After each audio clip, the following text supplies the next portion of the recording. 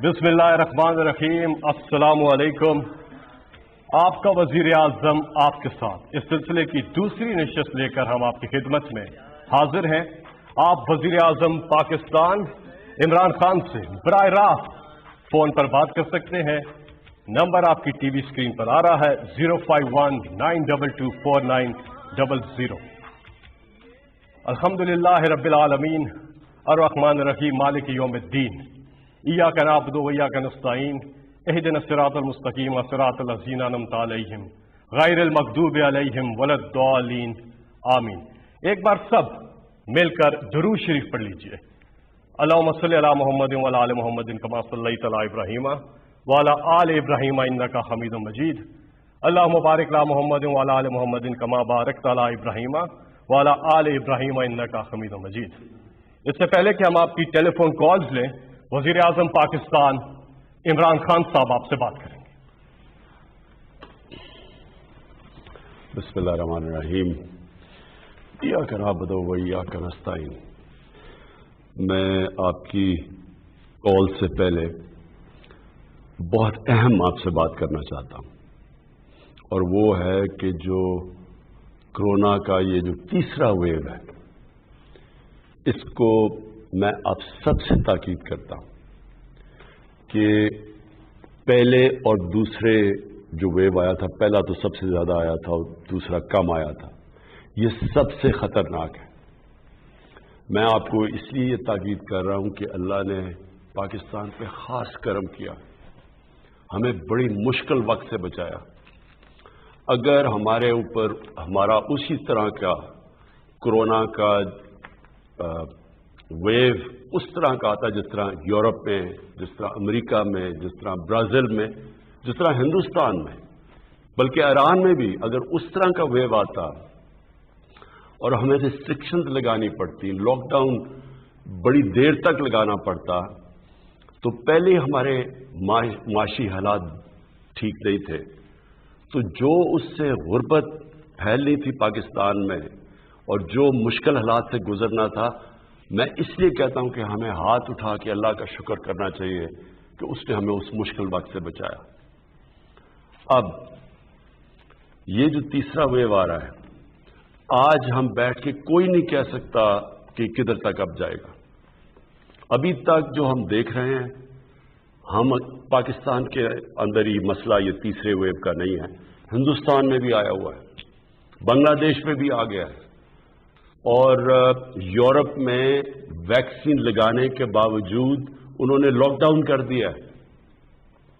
तो मैं सिर्फ आपसे आज अपने मुल्क की खातिर, अपने आप के लिए, अपने मुल्क के लिए, अपनी कौम के लिए, अपने लोगों के लिए खास ताकीद करता हूं कि ये जो सबसे आसान चीज है मास्क पहनना, ये सबसे मैं ताकीद करता हूं कि मास्क पहनना शुरू करें।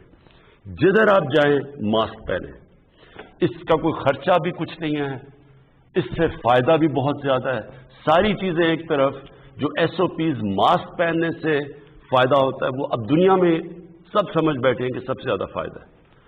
मैं भी देख रहा हूं कि लोग, क्योंकि अल्लाह ने हमें बचा लिया था, लोग बिल्कुल परवाह नहीं कर रहे, बाहर पब्लिक जा रहे हैं, कोई फिक्र नहीं कर रहा, और उसका बड़ा खतरनाक हो सकता है कि अगर ये फैल गया, हम तो अभी तक अपने लोगों को बचा रहे हैं, हम लॉकडाउन नहीं कर रहे, हम अपनी फैक्ट्रियां नहीं बंद कर रहे, हम सिर्फ थोड़ी थोड़ी रिस्ट्रिक्शंस लगा रहे हैं ताकि ये वेव तेजी से ना फैले। लेकिन खुदा ना खास्ता अगर ये फैल गया तो इसका तो बहुत बुरा इम्पैक्ट पड़ेगा और हम मजबूर हो जाएंगे कदम उठाने पे। इसलिए अपनी भी मदद करें, अपनी कौम की मदद करें।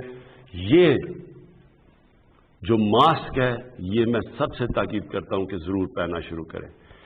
हमें पता है कि जब ये सारी दुनिया के अंदर जब लॉकडाउन हुआ तो सबसे ज्यादा मुतासिर गरीब लोग हुए उस मुल्क के, चाहे अमेरिका हो चाहे यूरोप हो, हर अमीर तरीन मुल्क के भी गरीब लोग सबसे ज्यादा मुतासिर हुए। अंदाजा लगाया जाता है कि 15 करोड़ लोग दुनिया के अंदर गुर्बत की लकीर से नीचे गए हैं ये एक साल के अंदर लॉकडाउन की वजह से।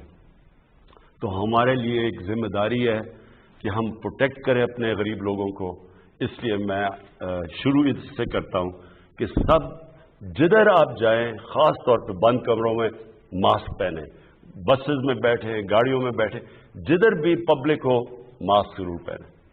بہت بہت شکریہ وزیر اعظم صاحب، اللہ تعالیٰ سے دعا ہے کہ اللہ تعالیٰ سب کو اپنے حفظ و امان رکھے۔ پروگرام کے پہلے کالر 05192244900۔ جی السلام علیکم۔ وعلیکم السلام سر۔ جی کون صاحب کہاں سے؟ آپ وزیر اعظم صاحب سے بات کیجیے۔ جی سر میں فرحان بات کر رہا ہوں صبح سے سندھ کے ضلع مٹروخاص کی تحصیل ڈگری سے۔ جی وزیر اعظم صاحب، میں ڈسٹرکٹ مٹروخاص ڈویژن مٹروخاص کے حوالے سے آپ کے سامنے ایک عرض رکھنا چاہتا ہوں۔ مٹروخاص ڈویژن میں 3 بڑے ڈسٹرکٹ ہیں، مٹھی، عمرکوٹ اور مٹروخاص۔ یہاں ہزاروں نوجوان صرف اس بنا پر اپنی تعلیم آگے نہیں بڑھا سکتے کیونکہ مٹروخاص ڈویژن میں کوئی بھی یونیورسٹی نہیں ہے۔ میرا آپ سے مطالبہ ہے کہ مٹروخاص ڈویژن جس میں مٹھی ڈویژن ضلع بھی آتا ہے اسے ایک یونیورسٹی وفاق کی جانب سے دی جائے۔ دوسرا، میرا آپ کے سامنے عرض ہے کہ ڈگری تحصیل کے 40 کلومیٹر دور گیس موجود ہے، لیکن تحصیل ڈگری چھوٹو اور میں گیس کی سہولت میسر نہیں۔ ایک لمبا عرصہ ہو گیا کہ وفاق نے سندھ کے ان ڈسٹرکٹس کو نظر انداز کیا ہوا ہے۔ تو میرا آپ سے مطالبہ ہے کہ سندھ کے ان ڈسٹرکٹس کو جو کہ پاکستان کی معیشت میں زراعت میں بڑا اہم کردار ادا کرتے ہیں اس پر ضرور توجہ دیں۔ شکریہ۔ یہ گیس کا تو میں آپ کا چیک کر لوں گا کہ اس کا کیونکہ یہ وفاق کے پاس ہے تو اس کی تو میں آپ سے یہ آج ہی پتہ چلوائیں گے کہ ہم کیسے آپ کا گیس کا نیٹ ورک بڑھا سکتے ہیں۔ صرف گیس کے اوپر میں ایک چیز کہنا چاہتا ہوں کہ پاکستان میں بدقسمتی سے کیونکہ ہم نے گیس کے کنویں اتنے نہیں کھودے جتنے کھودنے چاہیے تھے، اب ہم کھود رہے ہیں زیادہ گیس کے کنویں، تو پاکستان کے اندر جو گیس تھی اور جتنی دیر تک پاکستان گیس کے اوپر گزارا کر رہا تھا وہ گیس نیچے جا رہی ہے۔ ہماری جو اپنے ملک میں گیس ہے وہ اب نیچے جا رہی ہے، اور جو امپورٹ کرنے والی گیس ہے جو ہم باہر سے امپورٹ کرتے ہیں جس کو یہ LNG کہتے ہیں، اس کی اب مقدار بڑھتی جا رہی ہے۔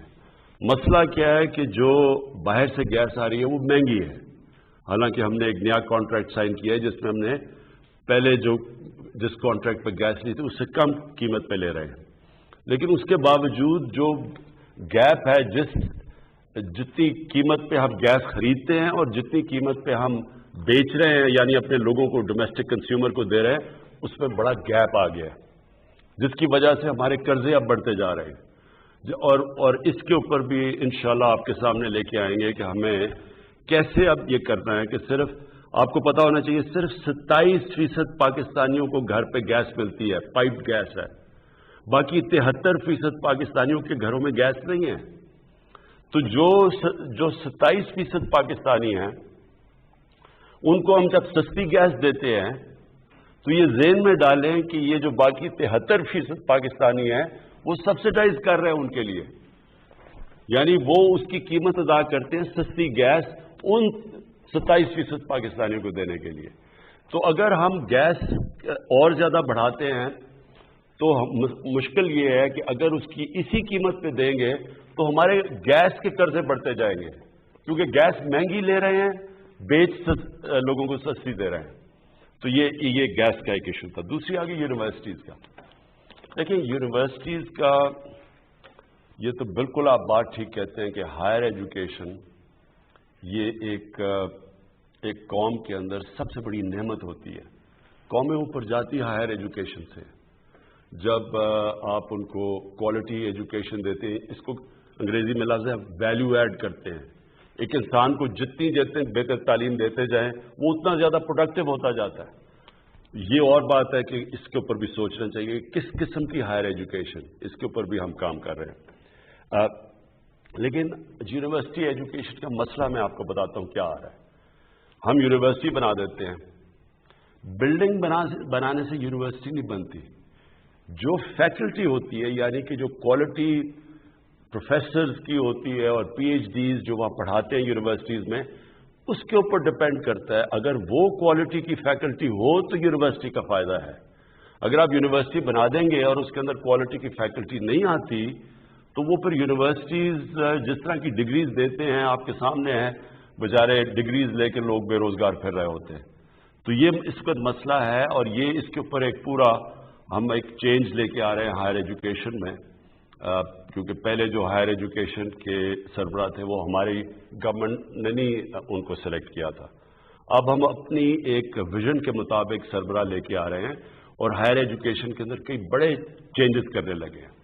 جی اگلے کالر سے بات کرتے ہیں. اگر آپ کی اسکرین پہ بھی آ رہا ہے 051-922-4900. جی السلام علیکم. وعلیکم السلام. میں امرین قیوم بات کر رہی ہوں اسلام آباد سے. میں ایک ہاؤس وائف ہوں. میرے ہسبینڈ پرائیویٹ جاب کرتے ہیں. میں مہنگائی کے بارے میں بات کرنا چاہتی ہوں کہ مہنگائی جو ہے وہ دن بدن بڑھتی جا رہی ہے اور گزارا مشکل ہو رہا ہے. ہم بچوں کے اسکول کی فیس دیں یا گھر کا خرچہ چلائیں. اور اب تو اگر آپ دیکھیں تو ڈالر کی جو پرائس ہے وہ بھی کم ہو گئی ہے اور جو روپے کی ویلیو ہے وہ بھی مستحکم ہو گئی ہے. اور دوسری بات یہ کہ اب تو رمضان المبارک بھی آ رہا ہے لیکن جو ہے بیسک کوموڈیٹیز کی پرائس بالکل کم نہیں ہو رہی ہے. تو خدارا آپ اپنا وعدہ پورا کریں اور مہنگائی کو کنٹرول کریں. اگر آپ یہ نہیں ہو سکتا تو پھر آپ جو ڈے فرسٹ سے کہہ رہے ہیں کہ آپ کو گھبرانا نہیں ہے تو پھر آپ ہمیں گھبرانے کی اجازت دے دیں. جی امرین، بالکل آپ نے وہ بات کی جو کہ آپ یقین کریں کہ اب تک ہماری صرف اور صرف کانسنٹریشن اگر باقی ساری چیزیں ایک طرف ہیں تو مہنگائی ایک طرف ہے. اور مہنگائی کے اندر آپ نے تھوڑا سا سمجھنا ہے کیونکہ مہنگائی تو کئی چیزوں کی ہے نا. کئی چیزوں کی مہنگائی ایسی ہے جو کہ ہم ایڈمنسٹریشن کی وجہ سے ٹھیک کر سکتے ہیں. مثلا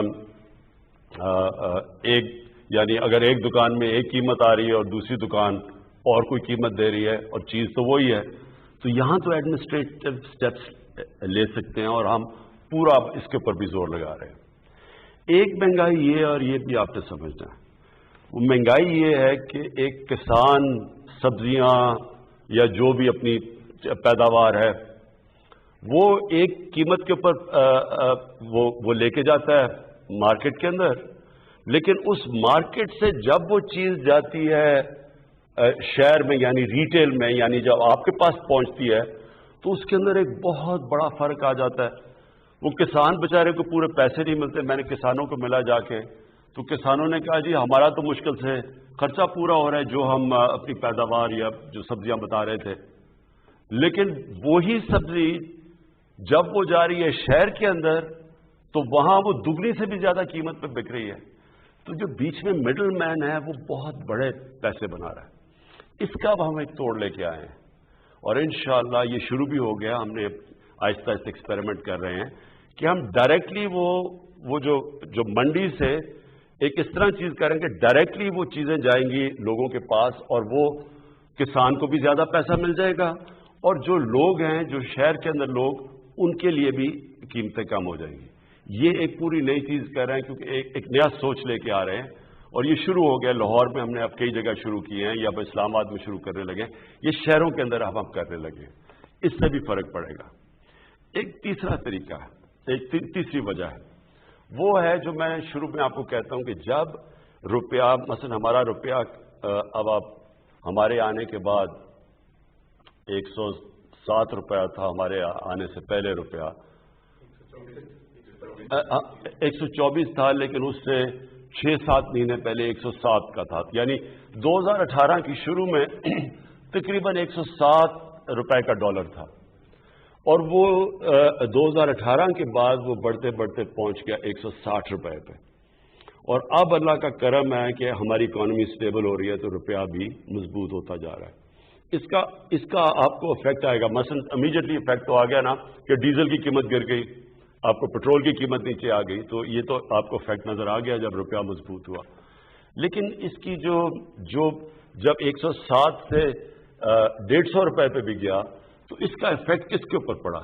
بجلی کے اوپر پڑا. آدھی بجلی بنتی ہے تیل سے، تیل ہوتا ہے امپورٹ. پھر جو بجلی کے سارے کانٹریکٹ سائن کیے گئے ہیں وہ ہیں سارے ڈالرز کے اندر. ہمارے سے پہلے کے کانٹریکٹ سائن کیے گئے تو وہ کیونکہ ڈالر کے کانٹریکٹس ہیں وہ ایک دم اس کے اوپر بھی افیکٹ پڑ گیا. جیسے ہی ڈالر مضبوط ہوا روپیہ گرا ادھر بھی قیمت بڑھ گئی. پھر جب ڈیزل مہنگا ہوا ساری ٹرانسپورٹ مہنگی ہو گئی، ساری چیزوں کے اوپر اس کا کاسٹ چلا گیا. پھر جو باہر سے ہم چیزیں امپورٹ کرتے ہیں، باہر سے چیزیں سب سے بڑا تو جو عام لوگوں کو آپ کو افیکٹ کرتا ہے گھی. اب تقریباً 70% ایڈیبل آئل امپورٹ کرتے ہیں 70% جو گھی کے اندر جو تیل جاتا ہے وہ امپورٹ کرتے ہیں. پھر دالیں، سب سے افسوسناک چیز یہ ہے کہ ہم نے ابھی تک ایک وہ زرعی ملک، ہم 70% دالیں اپنی امپورٹ کرتے ہیں. تو وہ یہ ساری چیزیں مہنگی ہو گئی. اور ایک اور مسئلہ آیا کہ ہمیں گندم جو کہ پاکستان میں ہمیشہ ہوتی تھی، وہ ہماری آبادی کیونکہ بڑھتی گئی ہے، جو گندم پاکستان میں تھی اس کے اندر خسارہ آ گیا. ایک تو بارشیں غلط ٹائم پہ ہو گئی، تو ہمیں ایک سال کے اندر 40 لاکھ ٹن گندم امپورٹ کرنی پڑی.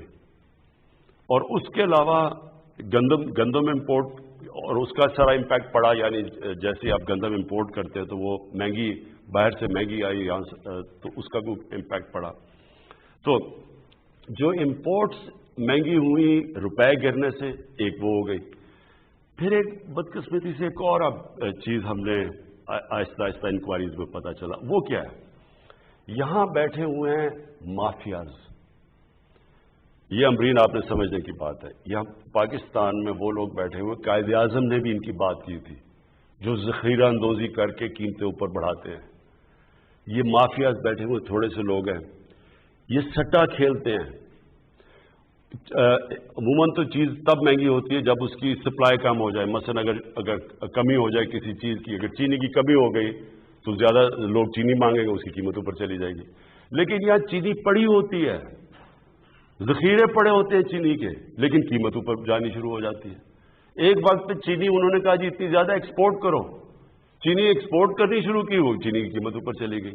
سو اس کا کوئی کنیکشن نہیں ہے. یہ جان بوجھ کے مافیاز بیٹھے ہیں جن کے پیچھے پہلی دفعہ پاکستان میں ہم اب جا رہے ہیں. میں یہاں شہزاد اکبر کو بلایا ہوا ہے. یہ آپ کو اصل میں کیونکہ پوری انکوائری کی گئی اس کے اوپر، ایف آئی اے نے پوری اس کے اوپر انکوائری کر کے تو رپورٹ لے کے آئے کہ کس طرح آرٹیفیشلی چینی کی قیمت اوپر کی جاتی ہے، لوگوں کا بیچاروں کا خون چوسا جاتا ہے. تھوڑے سے لوگ ہیں جو کہ کیسے اربوں اربوں اربوں روپیہ بناتے ہیں اس سے. اور یہ آٹے کے اوپر بھی ہمیں جب اس کے اوپر بھی ایک رپورٹ ہے کہ کیسے وہاں بھی ذخیرہ اندوزی کر کے تو آٹے کی قیمت اوپر لے جائی جاتی ہے. تو یہ میں صرف آپ کو اس لیے بتا رہا ہوں، اس کے مختلف طریقے ہیں. لیکن یہ آپ یقین کر لیں امرین، گھبرانے کی آپ کو ضرورت اس لیے نہیں ہے کہ سارا وقت ہم اس کے اوپر کام کر رہے ہیں. یا تو ہمیں گورنمنٹ کو فکر نہ ہو اس کے اوپر سارا وقت ہم کوشش کر رہے ہیں کہ ہم یہ کنٹرول کریں. اس کے اوپر جو سب سے بڑی چیز ہم اب کرنے جا رہے ہیں، اس سال ایک پوری نئی ایگریکلچر کی ایک ریولوشنری پالیسی لے کے آ رہے ہیں، جسے ہم نے اپنا سارا جو ایگریکلچر کا سیکٹر چینج کر دینا ہے. اس میں سے پہلے ہم انفارمیشن ٹیکنالوجی کا استعمال کر کے پہلے سے پتہ چل جائے گا کہ کون سے سیزن میں کس چیز کی کمی ہوتی ہے، تاکہ کسی قسم کی شارٹیج آگے سے نہ ہو، تاکہ شارٹیج کی وجہ سے قیمتیں اوپر نہ چلی جائیں. لیکن یہ میں آپ کو بتا دوں کہ اس کے اوپر پچھلے ایک سال سے یہ مختلف چیزیں کہ کیا وجہ ہے مہنگائی کے، اس کے اوپر پورا کام ہو رہا ہے. اور انشاءاللہ آپ کو ہم اس کے اوپر قابو پا کے دکھائیں گے انشاءاللہ. اللہ تعالیٰ آپ کے شامل حال ہو. اگلے کالر ہمارے ساتھ. جی السلام علیکم. السلام علیکم. جی روبینہ سہیل راجہ بول رہی ہوں شاہپور پلگراں سے. جی حکومت کی ترجیحات میں سے حکومت کی ترجیحات میں سے 3 چیزوں کے لیے سوال کرنا چاہوں گی.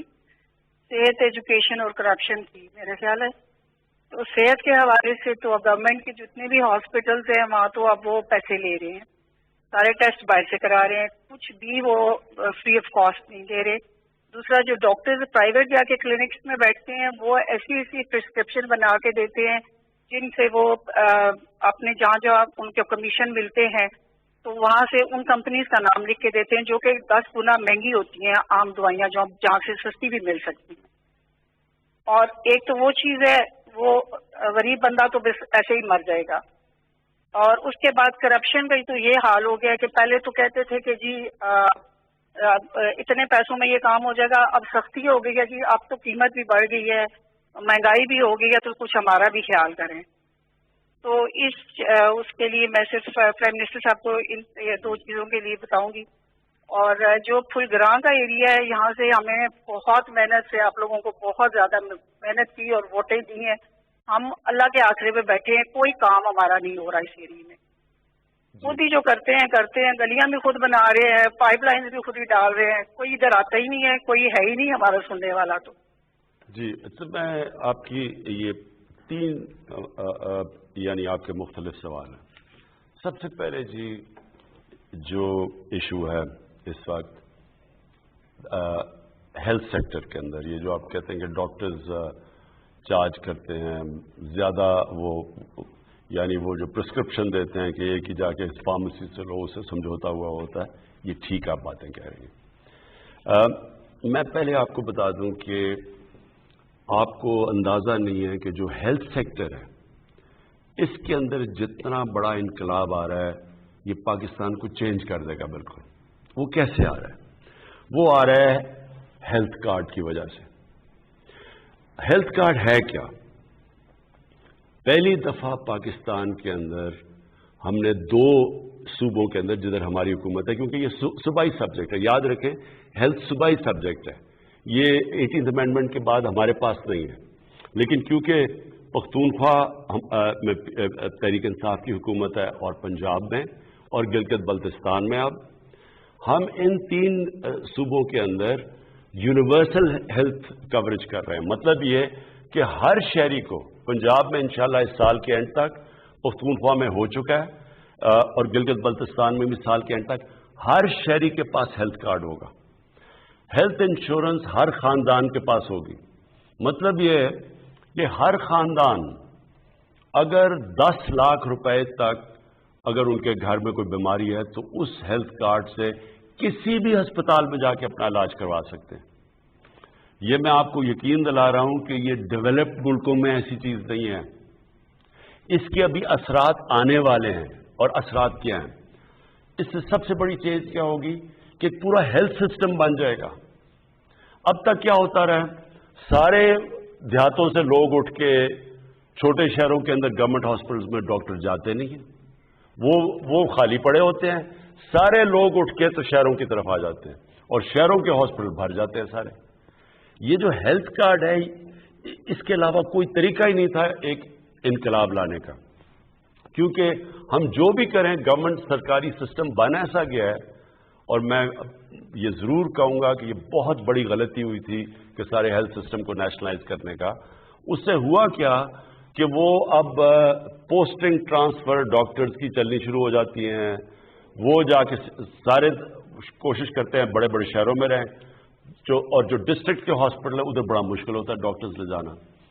तो अब ये हेल्थ कार्ड से क्या होगा? अब प्राइवेट सेक्टर के हॉस्पिटल्स जो छोटे शहरों में जाते नहीं थे, जो गांव में नहीं जाते थे क्योंकि लोगों के पास पैसा नहीं था, अब वो प्राइवेट सेक्टर ने जाना शुरू कर दिया है। हॉस्पिटल्स के लिए हमने जो भी इक्विपमेंट पाकिस्तान में नहीं बनती, ड्यूटी फ्री हमने कर दी है। वो वहां से बाहर से ड्यूटी फ्री ला सकते हैं। हम एक और काम करने जा रहे हैं। औकाफ की ज़मीनें जो पड़ी हुई हैं, जो गवर्नमेंट की ज़मीनें पड़ी हुई हैं, जो वैक्यू ट्रस्ट की ज़मीनें पड़ी हुई हैं, इनके अंदर हम बड़े सस्ती कीमत पे इनवाइट करेंगे कि प्राइवेट सेक्टर आके हॉस्पिटल्स बनाए। असल में ज़मीन महंगी होती है तो इसकी वजह से वो नहीं आते। तो ड्यूटी फ्री इक्विपमेंट भी मिलेगी, सस्ती ज़मीन भी प्राइवेट सेक्टर को देंगे।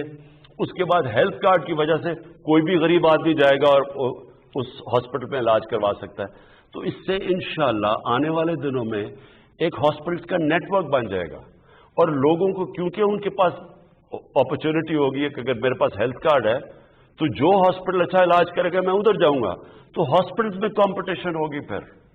तो ये इंशाअल्लाह एक इनकलाब जो आ रहा है ये आने वाले आप दिनों में अब देखेंगे। आपका दूसरा पॉइंट। प्राइम मिनिस्टर साहब, हमें एक ब्रेक पे जाना है और उस दूसरा सवाल का जवाब आपसे गुजारिश है कि ब्रेक के बाद दीजिएगा। आपकी कॉल्स का सिलसिला जारी है। हम छोटा सा एक वक्फा लेंगे, वक्फे के बाद फिर हाजिर होंगे। बिस्मिल्लाहिर्रहमानिर्रहीम, अस्सलामु अलैकुम। आपका वजीर आजम आपके साथ इस सिलसिले की दूसरी नशिस्त लेकर हम आपकी खिदमत में हाजिर हैं। आप वजीर आजम पाकिस्तान इमरान खान से बराह रास्त फोन पर बात कर सकते हैं। नंबर आपकी टीवी स्क्रीन पर आ रहा है 051-922-4900।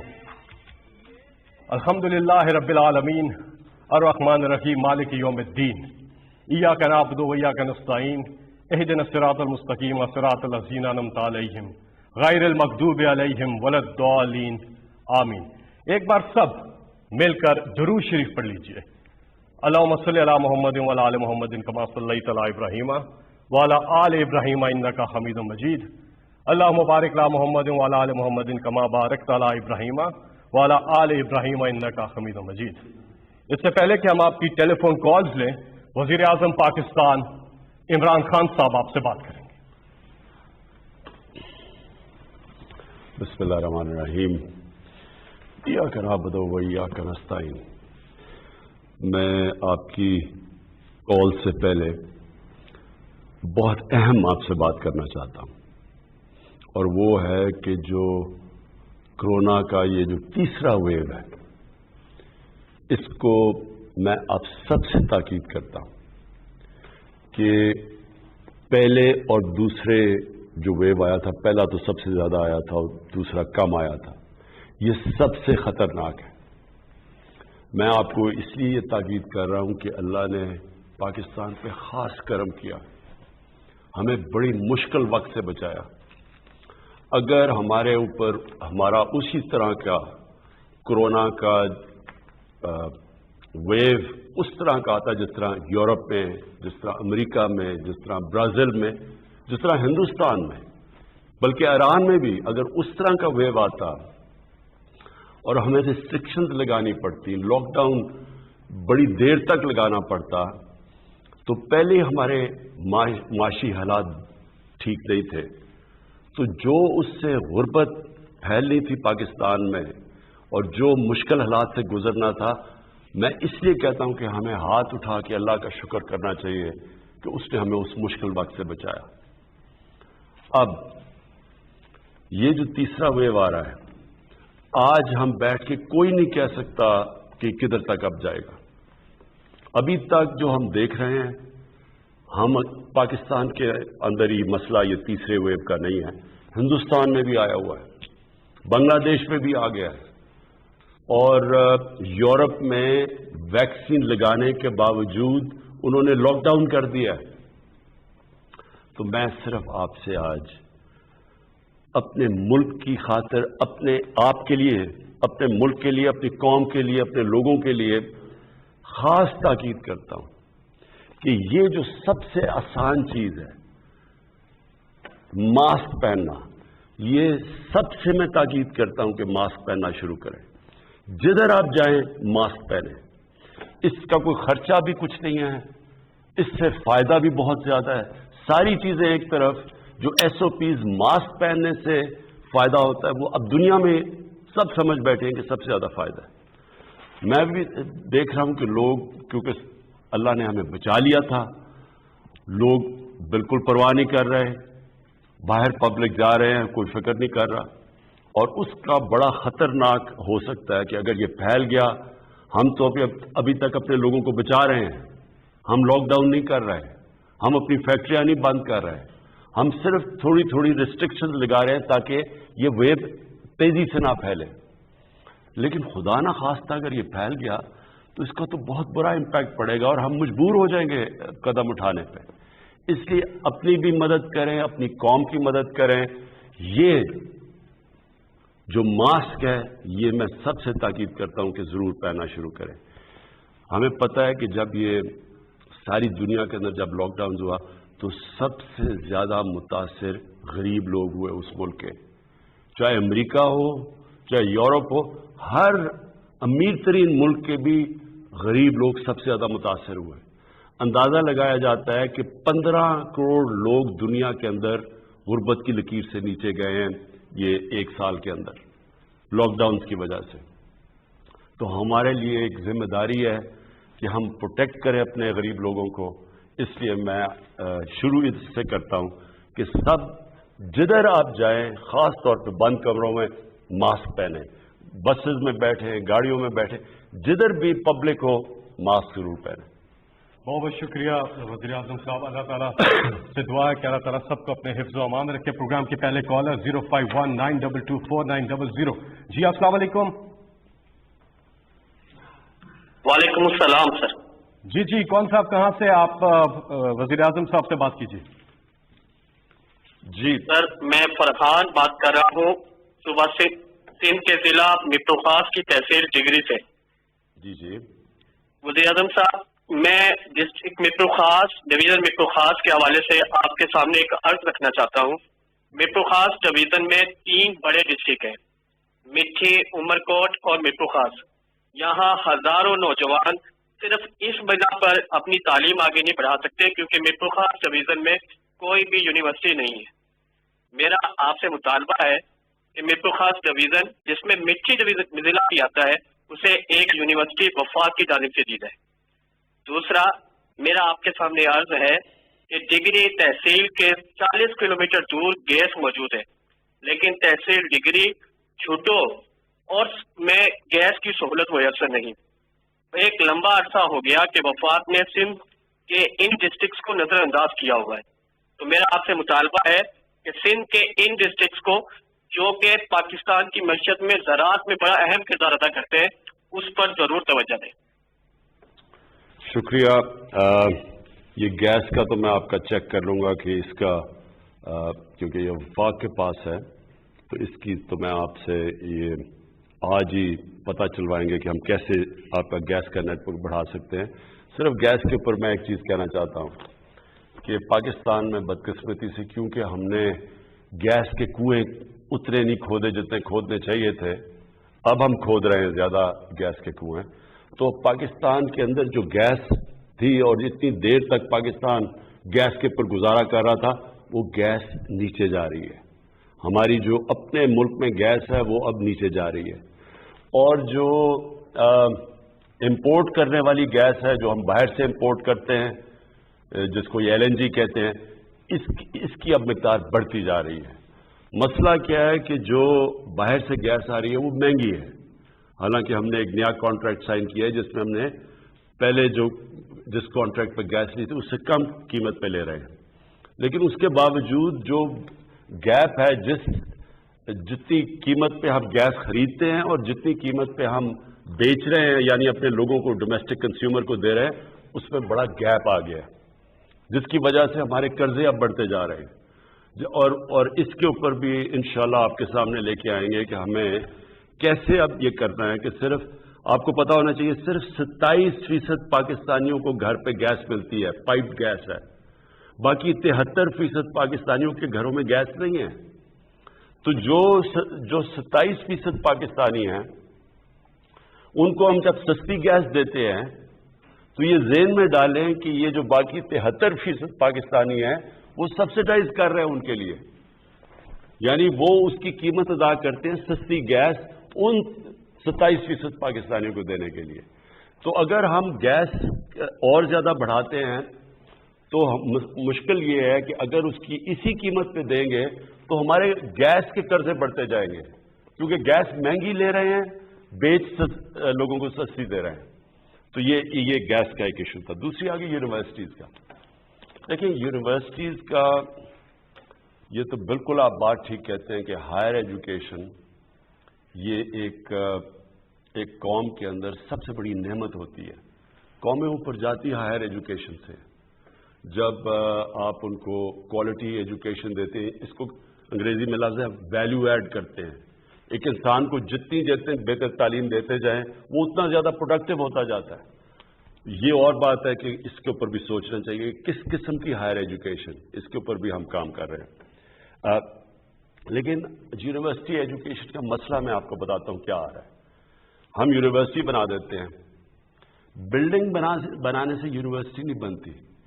जो फैकल्टी होती है यानी कि जो क्वालिटी प्रोफेसर्स की होती है और PhDs जो वहाँ पढ़ाते हैं यूनिवर्सिटीज़ में उसके ऊपर डिपेंड करता है। अगर वो क्वालिटी की फैकल्टी हो तो यूनिवर्सिटी का फ़ायदा है।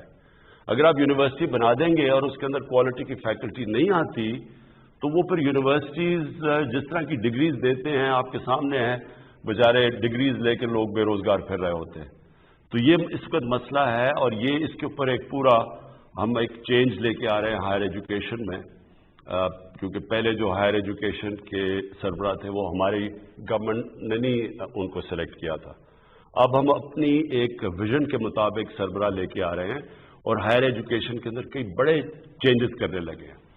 جی اگلے کالر سے بات کرتے ہیں. اگر آپ کی اسکرین پہ بھی آ رہا ہے 051-922-4900. جی السلام علیکم. وعلیکم السلام. میں امرین قیوم بات کر رہی ہوں اسلام آباد سے. میں ایک ہاؤس وائف ہوں. میرے ہسبینڈ پرائیویٹ جاب کرتے ہیں. میں مہنگائی کے بارے میں بات کرنا چاہتی ہوں کہ مہنگائی جو ہے وہ دن بدن بڑھتی جا رہی ہے اور گزارا مشکل ہو رہا ہے. ہم بچوں کے اسکول کی فیس دیں یا گھر کا خرچہ چلائیں.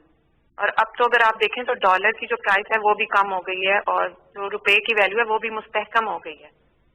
اور دوسری بات یہ کہ اب تو رمضان المبارک بھی آ رہا ہے لیکن جو ہے بیسک کوموڈیٹیز کی پرائس بالکل کم نہیں ہو رہی ہے. تو خدارا آپ اپنا وعدہ پورا کریں اور مہنگائی کو کنٹرول کریں. اگر آپ یہ نہیں ہو سکتا تو پھر آپ جو ڈے فرسٹ سے کہہ رہے ہیں کہ آپ کو گھبرانا نہیں ہے تو پھر آپ ہمیں گھبرانے کی اجازت دے دیں. جی امرین، بالکل آپ نے وہ بات کی جو کہ آپ یقین کریں کہ اب تک ہماری صرف اور صرف کانسنٹریشن اگر باقی ساری چیزیں ایک طرف ہیں تو مہنگائی ایک طرف ہے. اور مہنگائی کے اندر آپ نے تھوڑا سا سمجھنا ہے، کیونکہ مہنگائی تو کئی چیزوں کی ہے نا. کئی چیزوں کی مہنگائی ایسی ہے جو کہ ہم ایڈمنسٹریشن کی وجہ سے ٹھیک کر سکتے ہیں. مثلا یعنی اگر ایک دکان میں ایک قیمت آ رہی ہے اور دوسری دکان اور کوئی قیمت دے رہی ہے اور چیز تو وہی ہے، تو یہاں تو ایڈمنسٹریٹو سٹیپس لے سکتے ہیں اور ہم پورا اس کے اوپر بھی زور لگا رہے ہیں. ایک مہنگائی یہ، اور یہ بھی آپ نے سمجھنا ہے، وہ مہنگائی یہ ہے کہ ایک کسان سبزیاں یا جو بھی اپنی پیداوار ہے وہ ایک قیمت کے اوپر وہ لے کے جاتا ہے مارکیٹ کے اندر، لیکن اس مارکیٹ سے جب وہ چیز جاتی ہے شہر میں یعنی ریٹیل میں، یعنی جب آپ کے پاس پہنچتی ہے تو اس کے اندر ایک بہت بڑا فرق آ جاتا ہے. وہ کسان بیچارے کو پورے پیسے نہیں ملتے. میں نے کسانوں کو ملا جا کے تو کسانوں نے کہا جی ہمارا تو مشکل سے خرچہ پورا ہو رہا ہے جو ہم اپنی پیداوار یا جو سبزیاں بتا رہے تھے، لیکن وہی سبزی جب وہ جا رہی ہے شہر کے اندر تو وہاں وہ دگنی سے بھی زیادہ قیمت پہ بک رہی ہے. تو جو بیچ میں مڈل مین ہے وہ بہت بڑے پیسے بنا رہا ہے. اس کا اب ہم ایک توڑ لے کے آئے ہیں اور انشاءاللہ یہ شروع بھی ہو گیا. ہم نے آہستہ آہستہ ایکسپیریمنٹ کر رہے ہیں کہ ہم ڈائریکٹلی وہ جو منڈی سے ایک اس طرح چیز کریں کہ ڈائریکٹلی وہ چیزیں جائیں گی لوگوں کے پاس اور وہ کسان کو بھی زیادہ پیسہ مل جائے گا اور جو لوگ ہیں جو شہر کے اندر لوگ ان کے لیے بھی قیمتیں کم ہو جائیں گی. یہ ایک پوری نئی چیز کر رہے ہیں کیونکہ ایک نیا سوچ لے کے آ رہے ہیں اور یہ شروع ہو گیا. لاہور میں ہم نے اب کئی جگہ شروع کیے ہیں یا اب اسلام آباد میں شروع کرنے لگے ہیں. یہ شہروں کے اندر اب ہم کرنے لگے ہیں. اس سے بھی فرق پڑے گا. ایک تیسرا طریقہ ہے، ایک تیسری وجہ ہے، وہ ہے جو میں شروع میں آپ کو کہتا ہوں کہ جب روپیہ مثلا ہمارا روپیہ اب آپ ہمارے آنے کے بعد 107 روپیہ تھا، ہمارے آنے سے پہلے روپیہ 124 تھا، لیکن اس سے 6-7 مہینے پہلے 107 کا تھا. یعنی 2018 کی شروع میں تقریباً 107 روپے کا ڈالر تھا اور وہ 2018 کے بعد وہ بڑھتے بڑھتے پہنچ گیا 160 روپے پہ. اور اب اللہ کا کرم ہے کہ ہماری اکانومی سٹیبل ہو رہی ہے تو روپیہ بھی مضبوط ہوتا جا رہا ہے. اس کا آپ کو افیکٹ آئے گا. مثلا امیجیٹلی افیکٹ تو آ گیا نا کہ ڈیزل کی قیمت گر گئی، آپ کو پیٹرول کی قیمت نیچے آ گئی، تو یہ تو آپ کو افیکٹ نظر آ گیا جب روپیہ مضبوط ہوا. لیکن اس کی جب 107 سے 150 روپے پہ بھی گیا تو اس کا افیکٹ کس کے اوپر پڑا؟ بجلی کے اوپر پڑا. آدھی بجلی بنتی ہے تیل سے، تیل ہوتا ہے امپورٹ. پھر جو بجلی کے سارے کانٹریکٹ سائن کیے گئے ہیں وہ ہیں سارے ڈالرز کے اندر، ہمارے سے پہلے کے کانٹریکٹ سائن کیے گئے. تو وہ کیونکہ ڈالر کے کانٹریکٹس ہیں وہ ایک دم اس کے اوپر بھی افیکٹ پڑ گیا. جیسے ہی ڈالر مضبوط ہوا روپیہ گرا ادھر بھی قیمت بڑھ گئی. پھر جب ڈیزل مہنگا ہوا ساری ٹرانسپورٹ مہنگی ہو گئی، ساری چیزوں کے اوپر اس کا کاسٹ چلا گیا. پھر جو باہر سے ہم چیزیں امپورٹ کرتے ہیں، باہر سے چیزیں سب سے بڑا تو جو عام لوگوں کو آپ کو افیکٹ کرتا ہے گھی. اب تقریباً 70% ایڈیبل آئل امپورٹ کرتے ہیں 70. تو 70% جو گھی کے اندر جو تیل جاتا ہے وہ امپورٹ کرتے ہیں. پھر دالیں, سب سے افسوسناک چیز یہ ہے کہ ہم نے ابھی تک ایک وہ زرعی ملک, ہم 70% دالیں اپنی امپورٹ کرتے ہیں. تو وہ یہ ساری چیزیں مہنگی ہو گئی.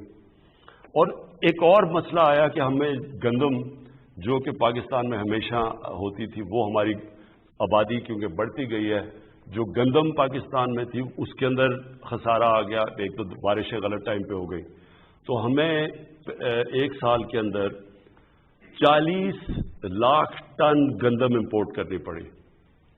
اور اس کے علاوہ گندم امپورٹ, اور اس کا سارا امپیکٹ پڑا, یعنی جیسے آپ گندم امپورٹ کرتے ہیں تو وہ مہنگی, باہر سے مہنگی آئی یہاں سے, تو اس کا کوئی امپیکٹ پڑا.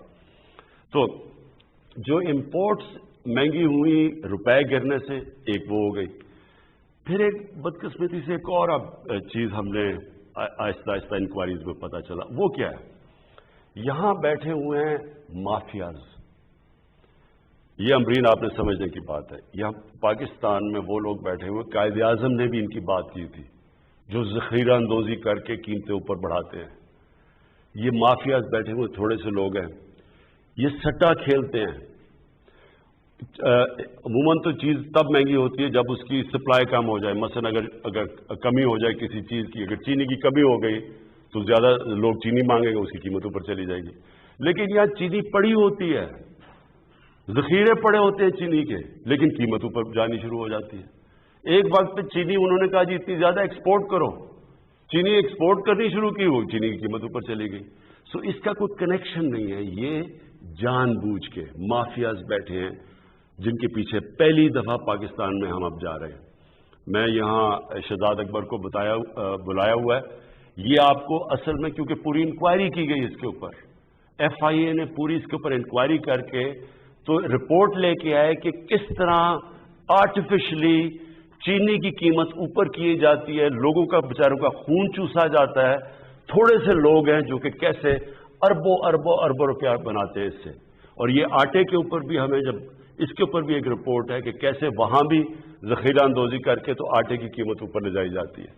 تو یہ میں صرف آپ کو اس لیے بتا رہا ہوں, اس کے مختلف طریقے ہیں. لیکن یہ آپ یقین کر لیں امرین, گھبرانے کی آپ کو ضرورت اس لیے نہیں ہے کہ سارا وقت ہم اس کے اوپر کام کر رہے ہیں. یا تو ہمیں گورنمنٹ کو فکر نہ ہو اس کے اوپر سارا وقت ہم کوشش کر رہے ہیں کہ ہم یہ کنٹرول کریں.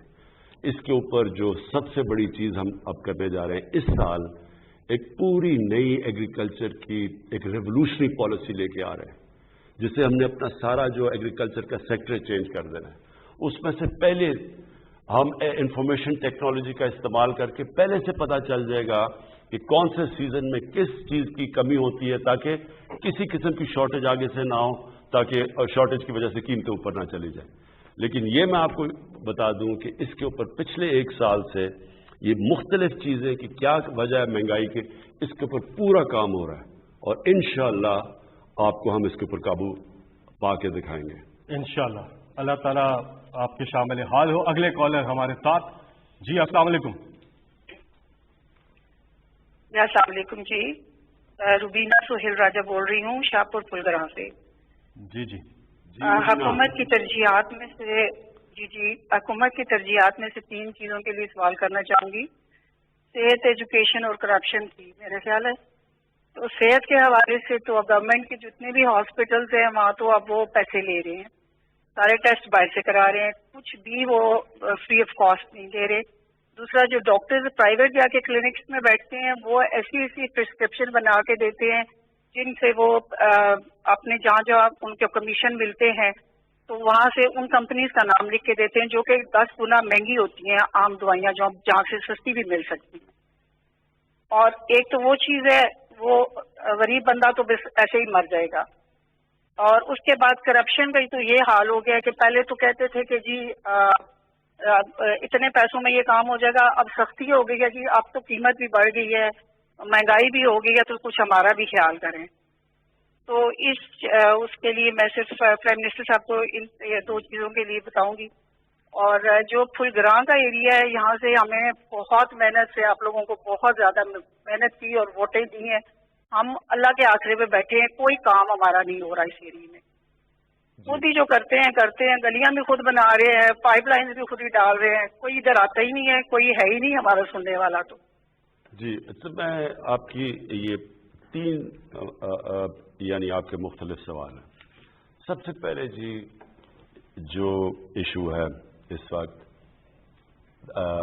ہیلتھ سیکٹر کے اندر, یہ جو آپ کہتے ہیں کہ ڈاکٹرز چارج کرتے ہیں زیادہ, وہ یعنی وہ جو پرسکرپشن دیتے ہیں کہ ایک ہی جا کے فارمیسی سے لو, اسے سمجھوتا ہوا ہوتا ہے, یہ ٹھیک آپ باتیں کہہ رہی ہیں.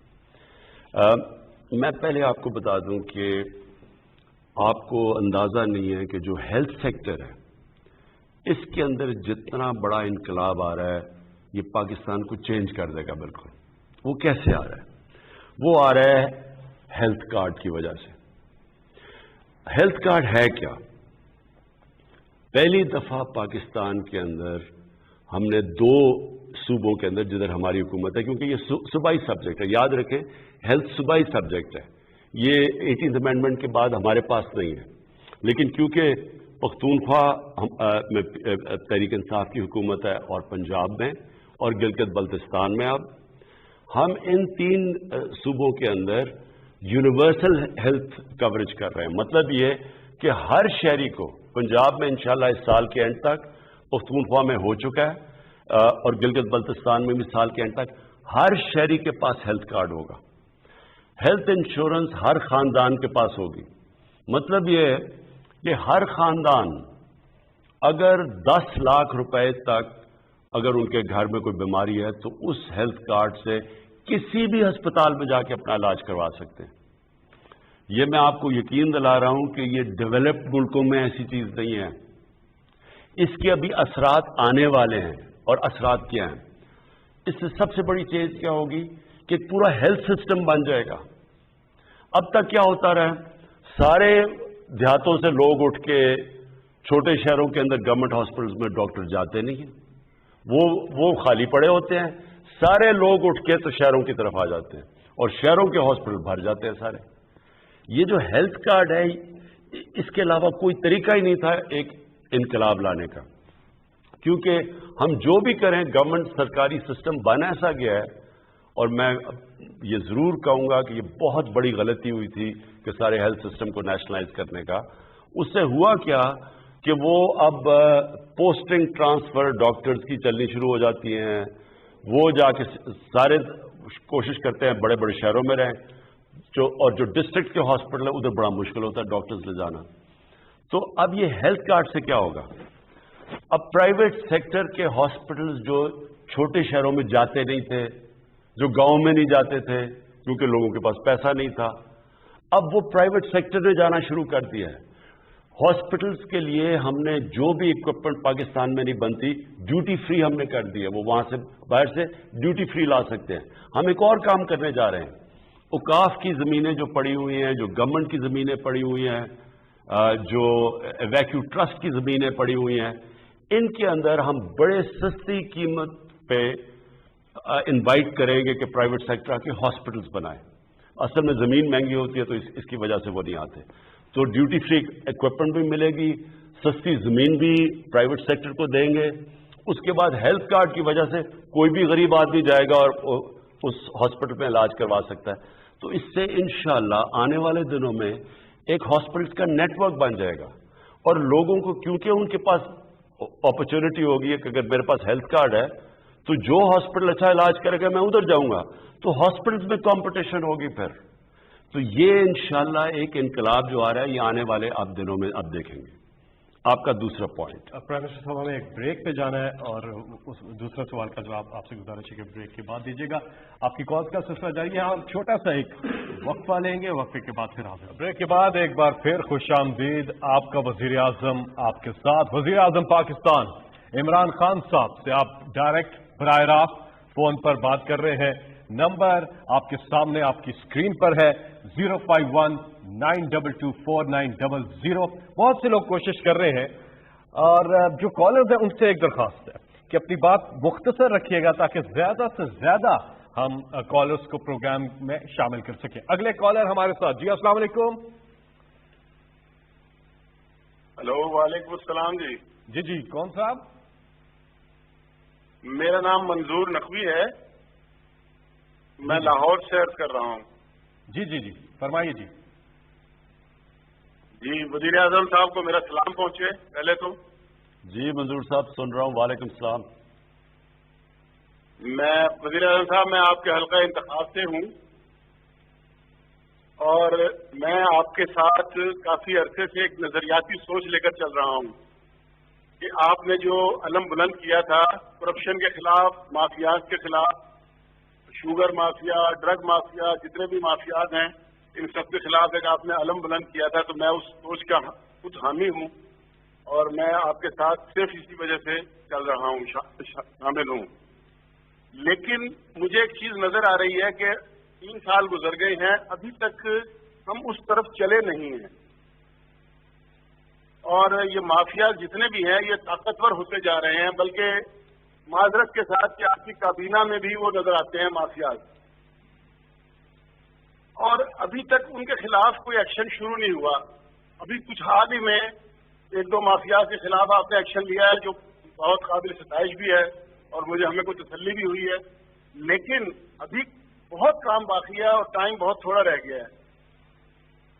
تو جی منظور صاحب دیکھیں, میں جو آپ کے اندر یہ فیلنگ ہے نا کہ تیزی سے چیزیں نہیں ہو رہی, میں پھر سے آپ کو ایک چیز سمجھاتا ہوں. فرینچ ریولوشن ہوئی, انہوں نے جو بھی پرانے تھے ان کی گردنیں اتار دی, ایک دم سارا چینج آ گیا. خمینی کی ریولوشن ہوئی, سارے پرانے تھے وہ یا جہاز میں بیٹھ کے انہوں نے باہر بھیج دیا اور یا ان کی گردنیں اٹھ گئی. دیکھیں یہ ہے ڈیموکریٹک چینج. ایک 2 پارٹی سسٹم جو 35 سال سے جڑیں گاڑ کے بیٹھا ہوا تھا اس کو ریپلیس کر کے ایک نئے لوگ آئے ہیں جن کو پہلی دفعہ حکومت میں, زیادہ تر تو ہم پہلی دفعہ حکومت میں آئے ہیں, جس کے اندر پرانا سٹرکچر, وہ زیادہ تر وہی لوگ چیزیں بیٹھے ہوئے ہیں لوگ, وہ پرانا سٹرکچر ہے. چینج تو میں آج آپ میری سے آج کا دن نوٹ کر کے رائٹنگ میں میرے سے لے لیں کہ اس کو کوئی طاقت آپ نہیں روک سکتی. چینج تو آ رہا ہے, آپ کے سامنے چینج ہے. آپ کے سامنے سب سے بڑا چینج کیا ہے کہ 35 سال جو لوگ ایک دوسرے کو برا بھلا کہہ رہے تھے, جو کرپٹ کہہ رہے تھے, جو پیٹ پھاڑ کے پیسے نکالنے تھے, جس کو ایک سربراہ کو دوسرے نے جیل میں ڈالا, جنہوں نے ایک کے اوپر کیسز بنائے, سارے ایک پلیٹ فارم پہ کھڑے ہو کے ایک ہی بات کر رہے ہیں کہ جناب کسی نہ کسی طرح عمران خان کو فارغ کرو. ہمیں اور سب منظور ہے لیکن عمران خان کو فارغ کرے. یہ ہی ہے چینج. اور وہ چینج, وہ ڈیمانڈ, صرف وہ ایک چیز چاہ رہے ہیں کہ عمران خان یہ کہہ دے کہ ہاں جی وہ نیب کے میں سارے قانون چینج کر دے دو تاکہ سب NRO مل جائے یا فارغ ہو جائے. چینج یہ ہے کہ آج ایک وہ گورنمنٹ کھڑی ہے, وہ کہتی ہے آپ جو مرضی کر لیں, ہم نے یہ جو کیسز طاقتور, جو آج تک طاقتور ہمیشہ اپنے لیے پریولیج پوزیشن سمجھتا تھا, پولیس والا آتا تھا تو اسے کہتا تھا پتہ نہیں میں کون ہوں, یہ وہ گورنمنٹ ہے جو پہلی دفعہ کسی کو نہیں, یعنی جو قانون توڑے گا اس کے پیچھے. آسان نہیں ہے, یہ کبھی بھی کام آسان نہیں تھا. طاقتور کے اوپر جب ہاتھ ڈالتے ہیں آسان کام نہیں ہے. ان کے پاس جو وکیل ہے ان کو 5-5 کروڑ روپے دے رہے ہیں. ہمارا ہے نیب کا وکیل یا جو بھی گورنمنٹ کا, وہ چند لاکھ روپے لے رہا ہے. آسان نہیں ہے یہ کام. اگر یہ آسان ہوتا تو یہ ساری ڈیولپنگ ورلڈ میں یہ پرابلم ہے جو آج پاکستان میں ہے. یہ جو میں نے آپ کو شروع میں کہا تھا 1000 ارب ڈالر غریب ملکوں سے امیر ملکوں میں نہ جاتا, کیونکہ ان کے پاس انفراسٹرکچر نہیں ہے, ان کے پاس وہ لیگل سسٹم نہیں ہے روکنے کے لیے اس پیسے کو باہر جانے کے لیے. امیر ملکوں سے کیوں نہیں جا سکتا؟ کیوں امیر ملک ہیں کیوں؟ کیونکہ ان کے پاس سسٹمز بنے ہوئے ہیں. وہ طاقتور وہاں کوئی وہ حرکت نہیں کر کے بچ سکتا جو غریب ملکوں میں کرتا ہے. تو یہ ایک جہاد ہے, اپنے ذہن میں ڈالیں, یہ جہاد ہم لڑ رہے ہیں. میں صبح اٹھتا ہوں, میں یہ نہیں سمجھتا کہ میں کوئی آفس جا رہا ہوں, میں جہاد لڑنے جا رہا ہوتا ہوں. میں اپنے ذہن میں یہ کہتا ہوں کہ یہ میں اللہ کے لیے کر رہا ہوں. کیونکہ جب آپ اپنے کمزور طبقے کی حفاظت کرتے ہیں یہ اللہ کو خوش ہوتا ہے. اس سے میں تو اس کو یہ سمجھتا ہوں. اور آپ کے سامنے یہ جو چینی کا یہ جو سارا ہوا یہ آپ کے سامنے آیا. آپ کو پتہ ہے انہوں نے جو سرکولیشن میں ابھی ہم نے پکڑا ہے صرف پنجاب کے سٹا بازوں نے صرف چند ہفتوں کے اندر یہ جو سٹا بازی کی ہے. چینی پڑی ہوئی ہے اور وہ مہنگی ہوتی جا رہی ہے. آپ کو پتہ ہے ان کے کتنا پیسہ سرکولیٹ کیا؟ 600 ارب روپیہ. 600 ارب روپیہ صرف چینی میں ان کے بینک اکاؤنٹس میں سے پیسہ گیا جو ابھی ہم نے پکڑا ہے. 600 ارب روپیہ. آپ سوچ لیں کہ کس طرح کا پیسہ بن رہا ہے اور کس کا خون چوس کے بن رہا ہے؟ عوام کی. تو صرف میں آپ کو کہنا چاہتا ہوں صبر کریں. ہونا ہے، رکنا نہیں ہے. یہ جہاد ہے اور اس میں ساری قوم کو چاہتا ہوں کہ ساتھ میرے کھڑے ہو، کیونکہ میں تو آپ کے لیے لڑ رہا ہوں. نہیں تو یہ میرے ساتھ سامنے سارے مل کے ٹولہ جو کھڑا ہوا ہے جو ہوتا ہے وہ ساتھ کھڑا ہو کے تو جناب کسی طرح گورنمنٹ چلی جائے اور پھر شور مچا ہوا ہے. کوئی یہ بات نہیں کر رہا کہ گورنمنٹ نے آج تک اچھائیاں کیا کی. میں ابھی اس کے بعد میں یہ ضرور کہنا چاہتا ہوں کہ تھوڑی دیر میں آپ کو بتاؤں گا کہ ہمیں کون سا پاکستان ملا اور آج وہ پاکستان کدھر کھڑا ہے. مجھے یہ نہیں نظر آتا کوئی اس کی بات نہیں کرتا کہ کس طرح ہم نے اس ملک کو سٹیبلائز کیا، کس طرح آج ملک معاشی طور پہ آگے جا رہا ہے. کبھی سنا ہے پاکستان کا روپیہ اوپر جانا شروع ہو جائے؟ نیچے تو گرتا ہم نے دیکھا ہے. 12 روپے کا ہوتا تھا ڈالر، آج جو ادھر آیا تو گرتا ہی گیا نا. یہ پہلی دفعہ ہے کہ پاکستان کا روپیہ مضبوط ہونا شروع ہو گیا. کچھ تو ٹھیک کر رہے ہیں نا ہم. کورونا کے دور میں ساری دنیا کا حال دیکھیں اور پاکستان کے سارے جتنے بھی اکانومی کے انڈیکس ہیں وہ پازیٹو جا رہے ہیں. میں اس لیے چاہ رہا ہوں کہ ذرا حماد آپ کو میں نے دعوت دی ہے، صرف یہ بتا دیں کہ پاکستان تھا کیا 2018 میں اور آج ہم کدھر کھڑے ہیں معاشی طور پہ. جب 2018 میں ہم نے حکومت سنبھالی تو ملک کے معاشی انڈیکیٹر اس صورتحال میں تھے کہ ہم میڈیا میں جا کے لوگوں کو بتا نہیں سکتے تھے، کیونکہ اگر ہم لوگوں کو کھل کے بتا دیتے تو کرنسی مارکیٹس میں، اسٹاک مارکیٹس میں ایک افراتفری کا عالم ہو جانا تھا. صورتحال یہ تھی کہ ملک آپ کا ڈیفالٹ کے قریب کھڑا تھا. فارن ایکسچینج ریزروز ہمارے تقریباً ختم ہو گئے تھے اور جو 7-8 ارب ڈالر نظر بھی آ رہے تھے اسٹیٹ بینک میں وہ بھی چھوٹے مدت کے قرضوں کے اوپر مبنی تھے جو 2-3 مہینوں میں واپس کرنے ہوتے ہیں اور رول اوور کرنا ہوتا ہے. اس صورتحال میں ہمیں سخت فیصلے کرنے پڑے. کرنسی کو ہمیں ڈی ویلیو کرنا پڑا، کیونکہ اگر ہم نہ کرتے تو ہمارے پاس $500 ملین نہیں تھے ماہانہ کہ ہم اس میں ڈالتے اور ہم نے ڈیفالٹ کر جانا تھا. پھر ہمیں کچھ انٹرسٹ ریٹ بھی بڑھانا پڑا، لیکن اس کا پھر ہمیں ان سخت فیصلوں کا 1 سال بعد نتیجہ نظر آنا شروع ہو گیا. ہمارا کرنٹ اکاؤنٹ کا خسارہ جو تاریخ کا سب سے بڑا تھا جو ہمیں ملا تھا وہ سرپلس میں چلا گیا. 17 سال کے بعد وہ سرپلس کے اندر گیا. اس کے بعد عالمی ادارے جنہوں نے آپ کے وزیر اعظم بننے سے پہلے معیشت کو ڈاؤن گریڈ کیا تھا پاکستان کی، انہوں نے آپ کے 1 سال کے حکومت سنبھالنے کے بعد ہی پاکستان کی معیشت کو اپ گریڈ کرنا شروع کر دیا. اور صرف 1-2 نے نہیں، 3-4 عالمی اداروں نے. اس کے بعد جب ہم یہ ابھی سفر طے کر رہے تھے مستحکم ہونے کا، ہمارے فارن ایکسچینج ریزروز میں بڑھاوا آنا شروع ہو گیا تو کووڈ کی وبا آ گئی اور ہمارے ارد گرد ہندوستان میں اور دوسرے ممالک میں، یہاں تک کہ برطانیہ میں جو معیشت تھی وہ 5 سے 10% تک سکڑ گئی. لیکن کیونکہ آپ نے بر وقت یہ فیصلہ کیا کہ ہم نے صرف جانوں کو نہیں بچانا بلکہ روزگار کو بھی بچانا ہے، تو ہم نے ایک حکمت عملی سے ہم چلے. ہم نے مغربی پالیسیز کو اندھا دھند فالو نہیں کیا، تو ہمیں صرف 0.4% کنٹریکشن یعنی سکڑاؤ نظر آیا اور وہ بھی ہم نے بڑی جلدی کور کر لیا. جب کووڈ کی وبا آئی تو جو بر وقت ہم نے پیکیجز دیے، 30 لاکھ کاروباروں کے ہم نے بجلی کے بل معاف کیے، تقریباً 1.70 کروڑ گھرانوں کو ہم نے فوری طور پہ احساس کے ذریعے امداد دی، اپنے کاروباروں کو ہم نے سستی مدت کے اوپر قرضے دیے، پے رول فائنینسنگ کی اور بے شمار ہم نے پیکیجز کا اناؤنس کیا. تو اس کے نتیجے میں جو انیشل فورکاسٹ تھا کہ اس سال ہماری معیشت جتنی گرو کرے گی، اب اسٹیٹ بینک کا خیال ہے کہ اس سے دگنی رفتار پہ کرے گی. اور نہ صرف یہ، اس کووڈ کی وبا کے باوجود آج پاکستان میں لارج اسکیل مینوفیکچرنگ یعنی کہ جو بڑی سطح کی صنعت ہے جس کو ہم میجر کرتے ہیں وہ تقریباً 8% پہ گرو کر رہی ہے. آٹوموبائل کی کمپنیاں اشتہار دے رہی ہیں کہ ہمیں تاریخ میں اتنی زیادہ سیل کبھی نہیں ہوئی. سیمنٹ کی ہماری ریکارڈ سیل ہو رہی ہے. یوریا ہمارے کسانوں نے اس مرتبہ 10 سال کے بعد ریکارڈ خریدا ہے. ہمارے کسانوں نے ٹریکٹرز کی ریکارڈ سیل کی ہے, ریکارڈ خریداری کی ہے. اس کے علاوہ آپ تمام دیکھ لیں, ہمارا جو ٹیکسٹائل, نون لیگ کے دور میں 100 سے زیادہ ٹیکسٹائل ملیں بند ہو گئیں, وہ ہم نے ریوائیو کی. ہزاروں پاور لومز فیصل آباد میں بند ہو گئیں, وہ تمام ہم نے ریوائیو کی.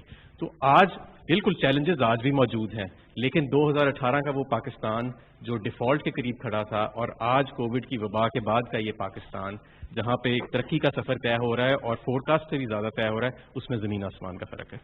جی شکریہ حماد. میں صرف لوگوں کو, اپنی عوام کو بتانا چاہتا ہوں کہ دیکھیں یہ بڑا مشکل 2 سال گزرے. میری زندگی کے سب سے مشکل چیلنجنگ 2 سال تھے.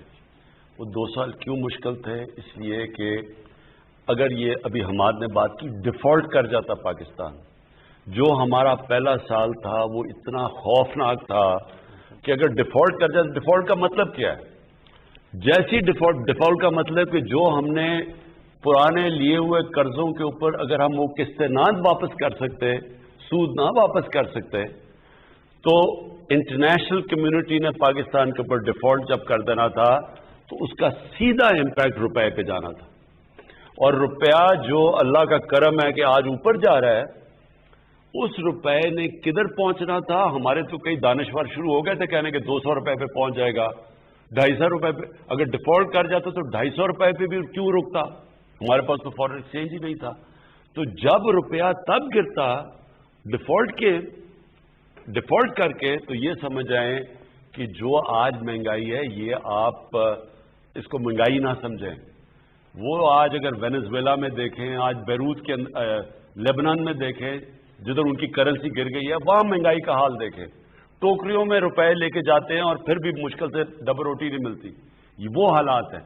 تو ہم تو اس حالات سے بچے, اور آج سارے اکنامک انڈیکیٹرز سب پازیٹو کی طرف جا رہے ہیں. اللہ کا خاص کرم ہے کہ اتنی, ایک تو اپوزیشن نے افراتفری پھیلائی رکھی, بدقسمتی سے میڈیا میں کئی لوگوں نے ہر بری خبر ہیڈ لائن لگ رہی ہے, تباہ ہو گئے.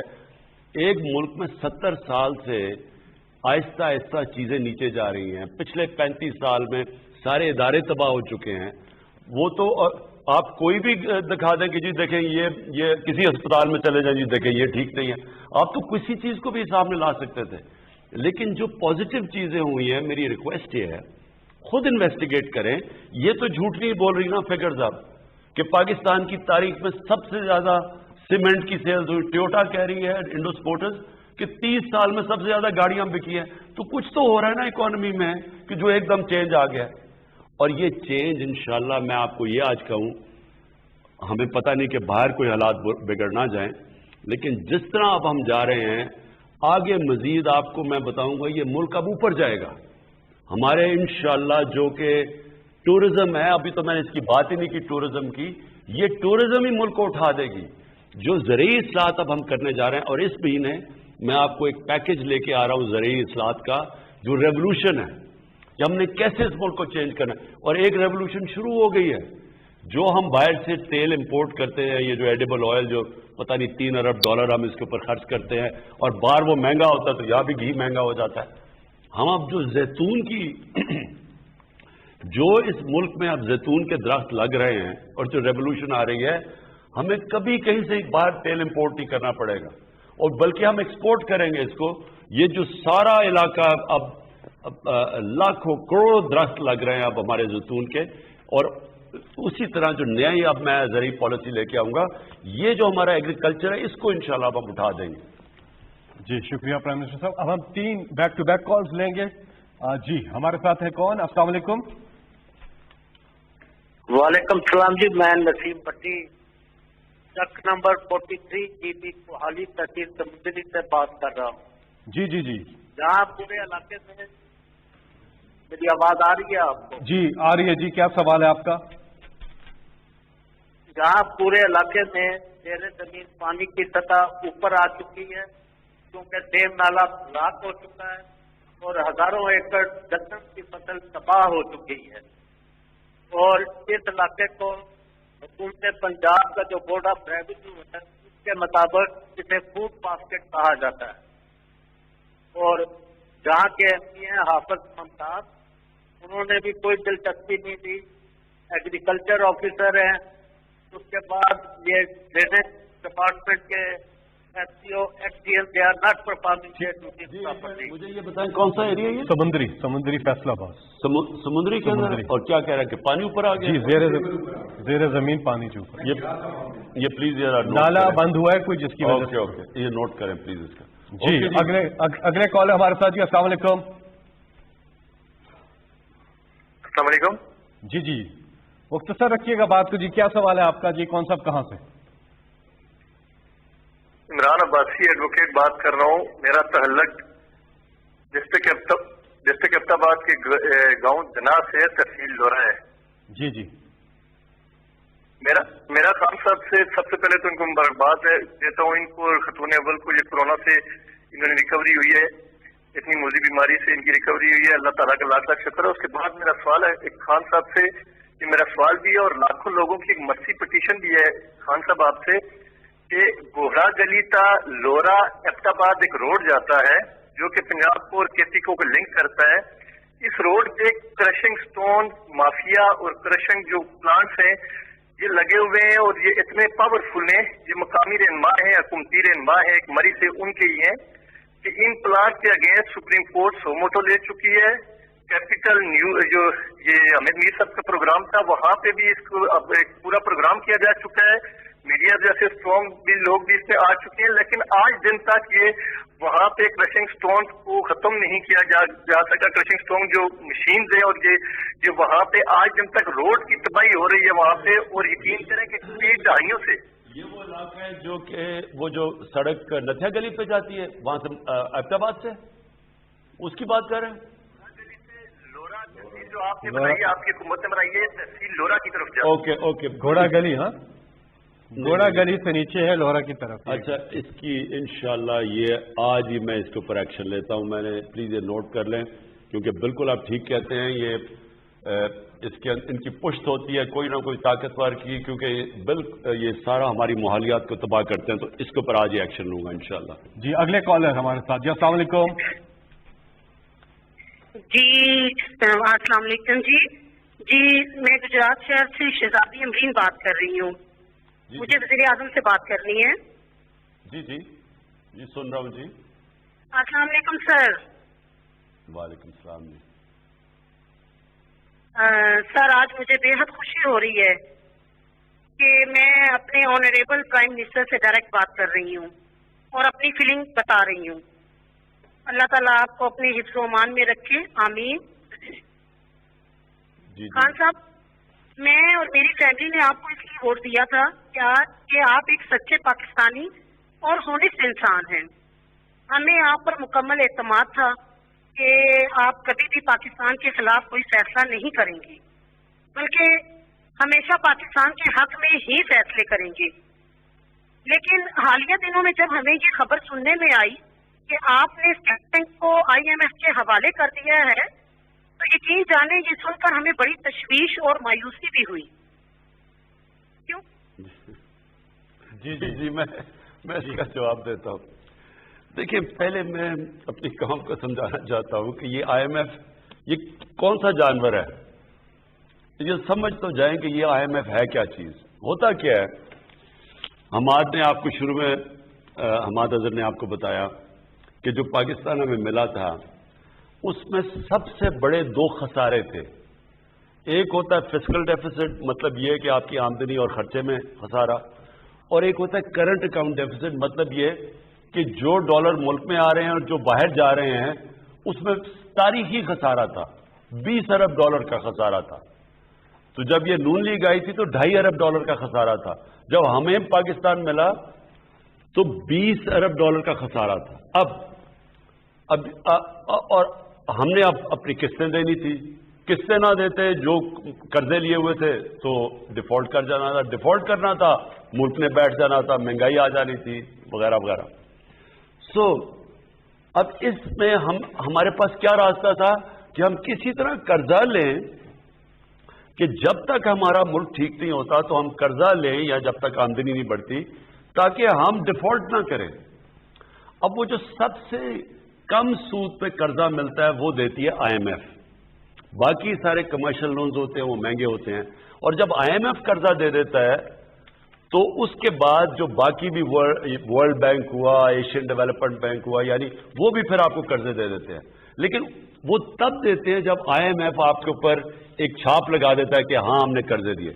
जब IMF कर्जे आपको देता है तो वो ये फिर कहता है कि अच्छा, क्योंकि वो तो कर्जदार है ना, वो कर्ज देने वाला है, तो वो फिर आपको कहता है कि देखिए मैं आपको कर्जा तो दे रहा हूं, लेकिन आपने ये चीजें करनी पड़ेंगी ताकि मुझे अपना पैसा वापस मिल जाए। आपको अगर घर पे कर्जा चढ़ा हो, अब आपने जाना है लोगों से पैसे मांगने के लिए कि अच्छा मैं दुकान कर्जे से लेता हूं, वो दुकान की आमदनी से आपके कर्जे वापस करूंगा, मैं अपने खर्चे कम कर दूंगा। तो जो भी आपको कर्जा देगा वो सबसे पहले तो ये पूछेगा मुझे पैसा वापस कैसे आएगा। इसी तरह IMF आपको कहता है कि मेरा पैसे वापस लाने के लिए आपको ये चीजें करनी पड़ेंगी, नहीं तो मैं पैसे नहीं दूंगा। अब हमारे पास या तो हम IMF के पास ना जाएं, कमर्शियल बैंक के पास जाएं, वो जो जिस सूद पे वो कर्जे देंगे वो हम बर्दाश्त ही नहीं कर सकते, क्योंकि सबसे कम सूद IMF लेता है। तो लिहाजा जब आप वहां जाते हैं, मुसीबत तो ये है कि हमें तो वहां जाना चाहिए नहीं था। हम पहले क्यों अपने मुल्क को इस तरह करते हैं कि इतने बड़ा खसारा छोड़ के चले जाते हैं, खुद बार बार लंदन में बड़े बड़े महल्लात, बड़े बादशाहों की तरह रह रहे हैं, बड़ी बड़ी गाड़ियां चला रहे हैं, यहां का पैसा चोरी करके वहां ले गए हैं और मुल्क को मकरूज करके छोड़ गए, और हमारे ऊपर सारा बोझ गिर गया कि जी अब क्या करें मुल्क। सो जब हम IMF के पास गए उन्होंने कंडीशंस लगा दी। अब अल्लाह का करम यह है कि आज आप जरा समझ जाएं कि आज हम खड़े किधर हैं। अभी हमारे एक तो उसने ये आपको बता दिया ना कि हमारी सारी चीजें पॉजिटिव हैं। जो करंट अकाउंट जो हमें मिला था सबसे बड़ा खसारा, आज पाकिस्तान 7 महीने से हमारा जो करंट अकाउंट है वो सरप्लस पे चला गया है। 20 अरब डॉलर के खसारे से पिछले 7 महीने में, ये बहुत बड़ी हमारी अचीवमेंट है जो कोई इसके ऊपर बात ही नहीं करता कि आज हम सरप्लस पे हैं। हमारे मुल्क में ज्यादा डॉलर आ रहे हैं, कम बाहर जा रहे हैं, जिसकी वजह से रुपया मजबूत हो रहा है, जिसकी वजह से इतनी देर के बाद रुपया ताकत पकड़ रहा है। अगर खसारा होता रुपया ने नीचे गिरना था।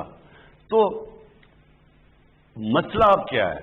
मसला यह है कि IMF के हम प्रोग्राम में वो अब कह रहे हैं कि आपको ये कंडीशंस करनी चाहिए। स्टेट बैंक उनमें से एक है। स्टेट बैंक में जो अभी आप इतना जो शोर मच गया है, ये सिर्फ एक सरसरी चीज सामने आई है।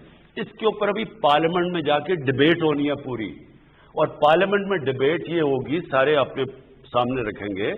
जाहिर है हम कोई ऐसी चीज तो नहीं करने लगे, मेरी तो कोई बाहर प्रॉपर्टीज नहीं है, मेरे तो बाहर बैंक अकाउंट्स नहीं है, मेरा तो जीना मरना यहाँ है। वो कोई आप समझते हैं कि मैं ऐसी चीज करूंगा जिधर पाकिस्तान के इंटरेस्ट को मैं कॉम्प्रोमाइज करूंगा? हाँ, अगर मेरी अरबों डॉलर की बाहर प्रॉपर्टीज होती और महलात होते तो मैं भी सोचता पाकिस्तान डूबेगा मैं बाहर चला जाऊंगा। जिस तरह की कभी हुआ ही नहीं है कि एक मुल्क का 3 दफा प्राइम मिनिस्टर, उसके बच्चे भी बाहर बैठे हैं, उसके प्रॉपर्टीज भी हैं, महंगे महंगे घर भी बाहर हैं, बड़ी बड़ी गाड़ियां भी बाहर हैं, और है यहाँ का जी मैं पाकिस्तान का प्राइम। ये दुनिया में कहीं नहीं होता। जब आपका जीना मरना आपके मुल्क में होता है, आप कभी अपने मुल्क के लिए वो फैसले नहीं करेंगे जो इस मुल्क को नुकसान पहुंचेंगे। तो आप बेफिक्र हो जाएं। हम IMF से बातचीत करेंगे, कर रहे हैं, मुसलसल कहते रहते हैं। जिधर हमारे मुल्क का इंटरेस्ट आ जाता है, आप मेरे पर पूरा इत्मीनान रखें, क्योंकि मैंने तो यहाँ जीना मरना है ना, तो वो कोई ऐसी चीज नहीं होने दूंगा।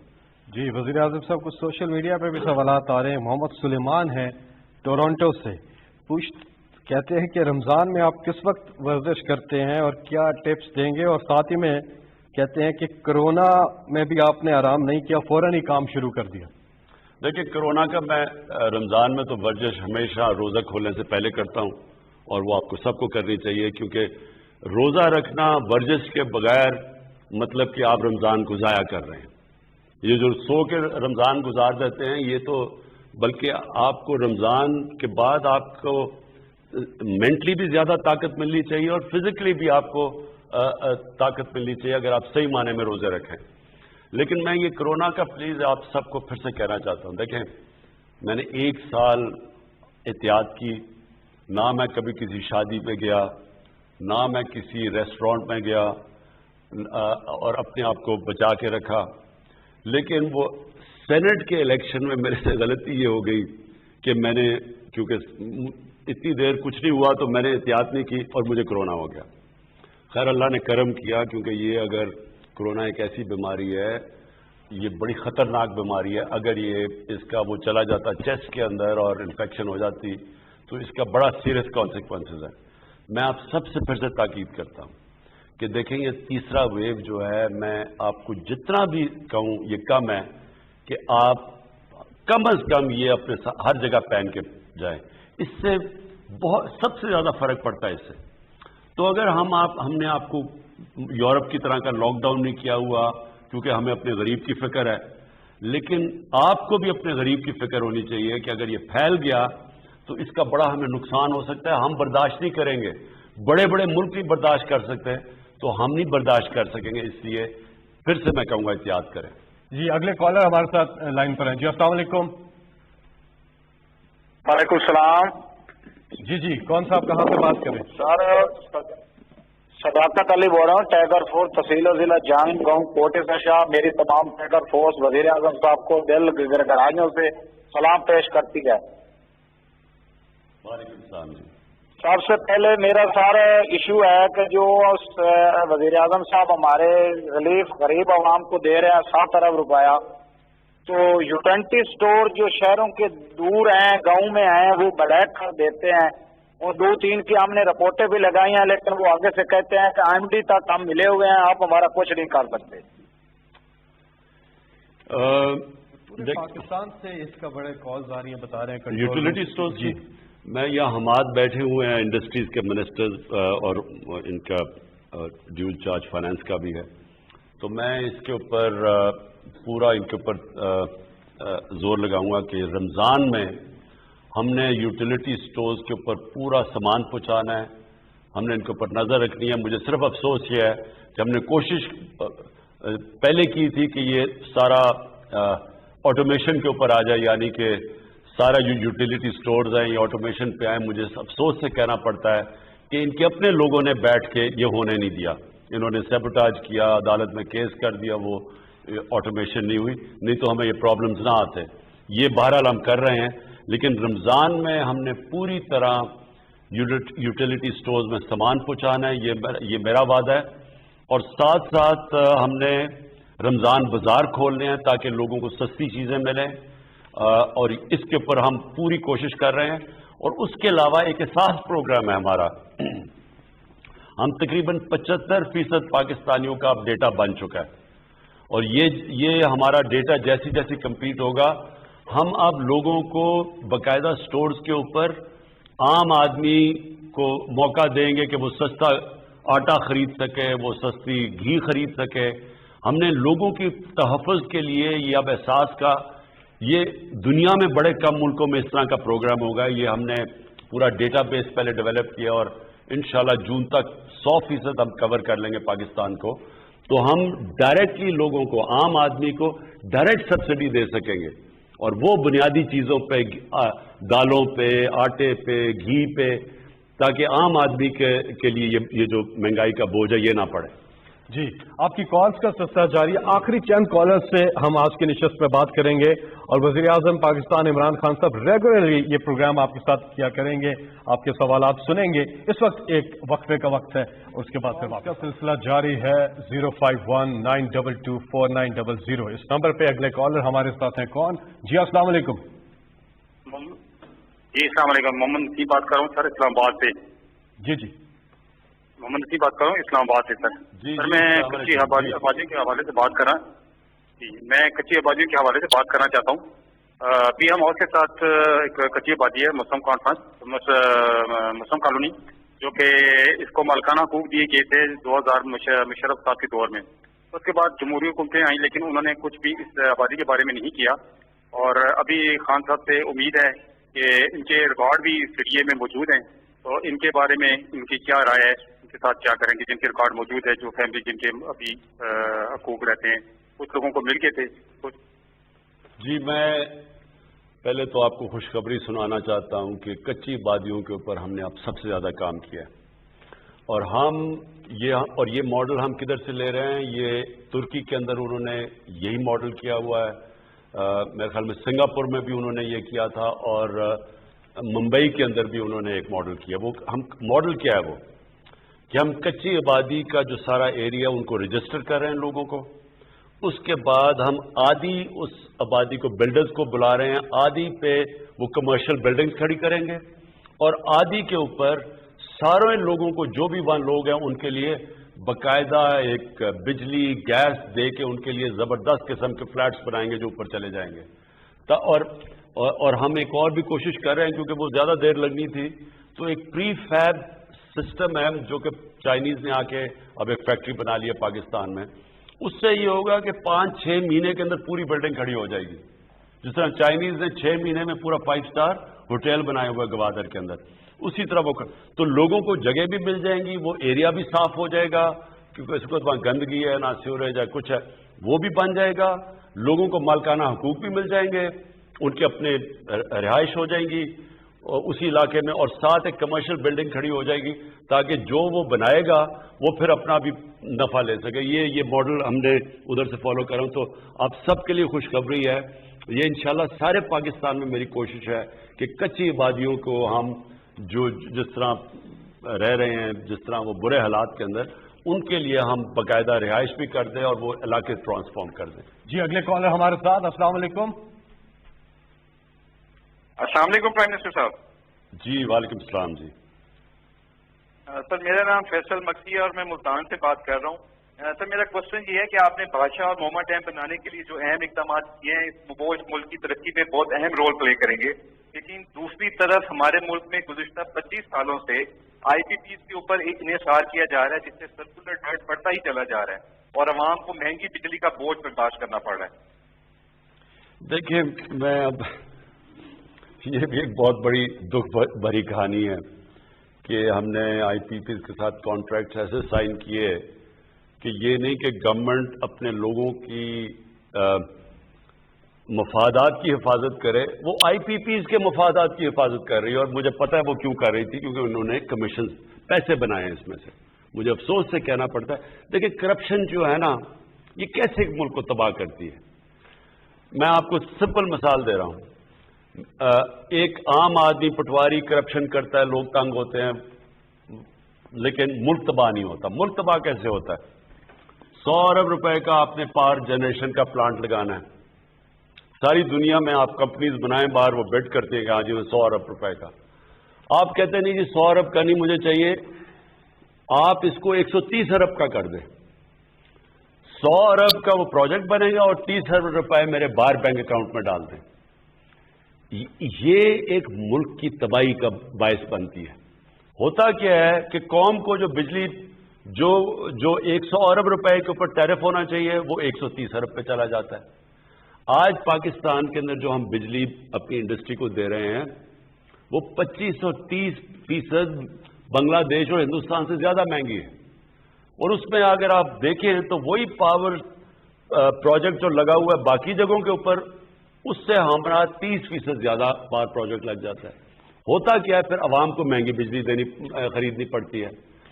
اب ہمارے ملک میں مسئلہ کیا بنا ہوا ہے، جو پاور پروجیکٹ سائن کیے ہوئے ہیں پچھلی حکومتوں نے، اور پھر وہ پاور پروجیکٹ سائن یہ نہیں کہ ٹیرف ان کو جو دیا ہوا ہے، جس ٹیرف کے اوپر وہ بجلی بنا رہے ہیں، اس کے علاوہ ان سے کیپیسٹی پیمنٹ، مطلب یہ کہ ہم بجلی خریدیں یا نہ خریدیں ہمیں پھر بھی قیمت ان کو دینی پڑتی ہے۔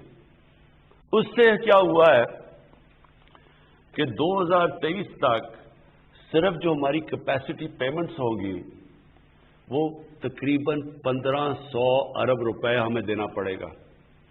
ہم جب گورنمنٹ میں آئے تھے ہمیں کتنی دینی پڑی تھی؟ ہم جب گورنمنٹ میں آئے تھے تو 450 ارب روپے کی کیپیسٹی پیمنٹس تھی۔ جب 2023 ہوگا تو وہ 1500 ارب پہ پہنچ جائیں گے۔ بجلی خریدیں یا نہ خریدیں ہمیں یہ پیسے دینے پڑیں گے۔ اس کا سارا امپیکٹ کدھر گیا ہے؟ بجلی کی قیمت کے اوپر۔ اب جو بجلی ہم جس پہ بجلی ہم لوگوں کو دے رہے ہیں، اور جو ہمیں ابھی گورنمنٹ کو کاسٹ کر رہی ہے اس کے اندر ابھی بھی کوئی 3 روپے کا فرق ہے، یعنی 14 روپے کی اوسط یا اس کے ارد گرد دے رہے ہیں عوام کو بجلی. نچلے لوگوں کو کم ہم سبسڈائز کرتے ہیں لیکن اوپر مہنگی ہوتی جاتی ہے. لیکن جو گورنمنٹ کو ہمیں بجلی پڑ رہی ہے وہ 17 روپے پہ پڑ رہی ہے. تو یہ جو بیچ میں 3 روپے ہے یہ جا کے گردشی قرضوں میں جا رہا ہے. تو قرضے بڑھتے جا رہے ہیں، قیمت بڑھاتے ہیں لوگوں کو مشکل پڑ جاتی ہے، انڈسٹری کو مشکل پڑ جاتی ہے. قیمت نہیں بڑھاتے قرضے بڑھ جاتے ہیں. اور یہ ایک اور یعنی ایک تو ویسے خسارے تھے، ایک یہ ہمارے اوپر بوجھ پڑا ہوا ہے. اب اس کے لیے ہم نے آئی پی پیز کے ساتھ ری نیگوشیٹ کیے کانٹریکٹ. ہم نے جو گیس لے رہے تھے قطر سے جس پہ انہوں نے وہ ہم نے ری نیگوشیٹ کر کے گیس کی قیمت کم کی ہے. اور ابھی بھی ہم لگے ہوئے کوشش یہ کر رہے ہیں کہ ہم کسی طرح نیگوشیٹ کریں کہ اس کی تھوڑی ہمارے پر عوام پہ بوجھ کم ہو. لیکن صرف یہ ہے ہمارا مسئلہ، اس کے اوپر بھی جس طرح کیونکہ یہ مہنگائی کے اوپر بھی افیکٹ کرتی ہے. جو اوور آل مہنگائی ہے اس کے اندر بجلی کی قیمت کا بہت بڑا امپیکٹ ہوتا ہے کیونکہ ساری چیزوں کو یہ افیکٹ کر جاتی ہے.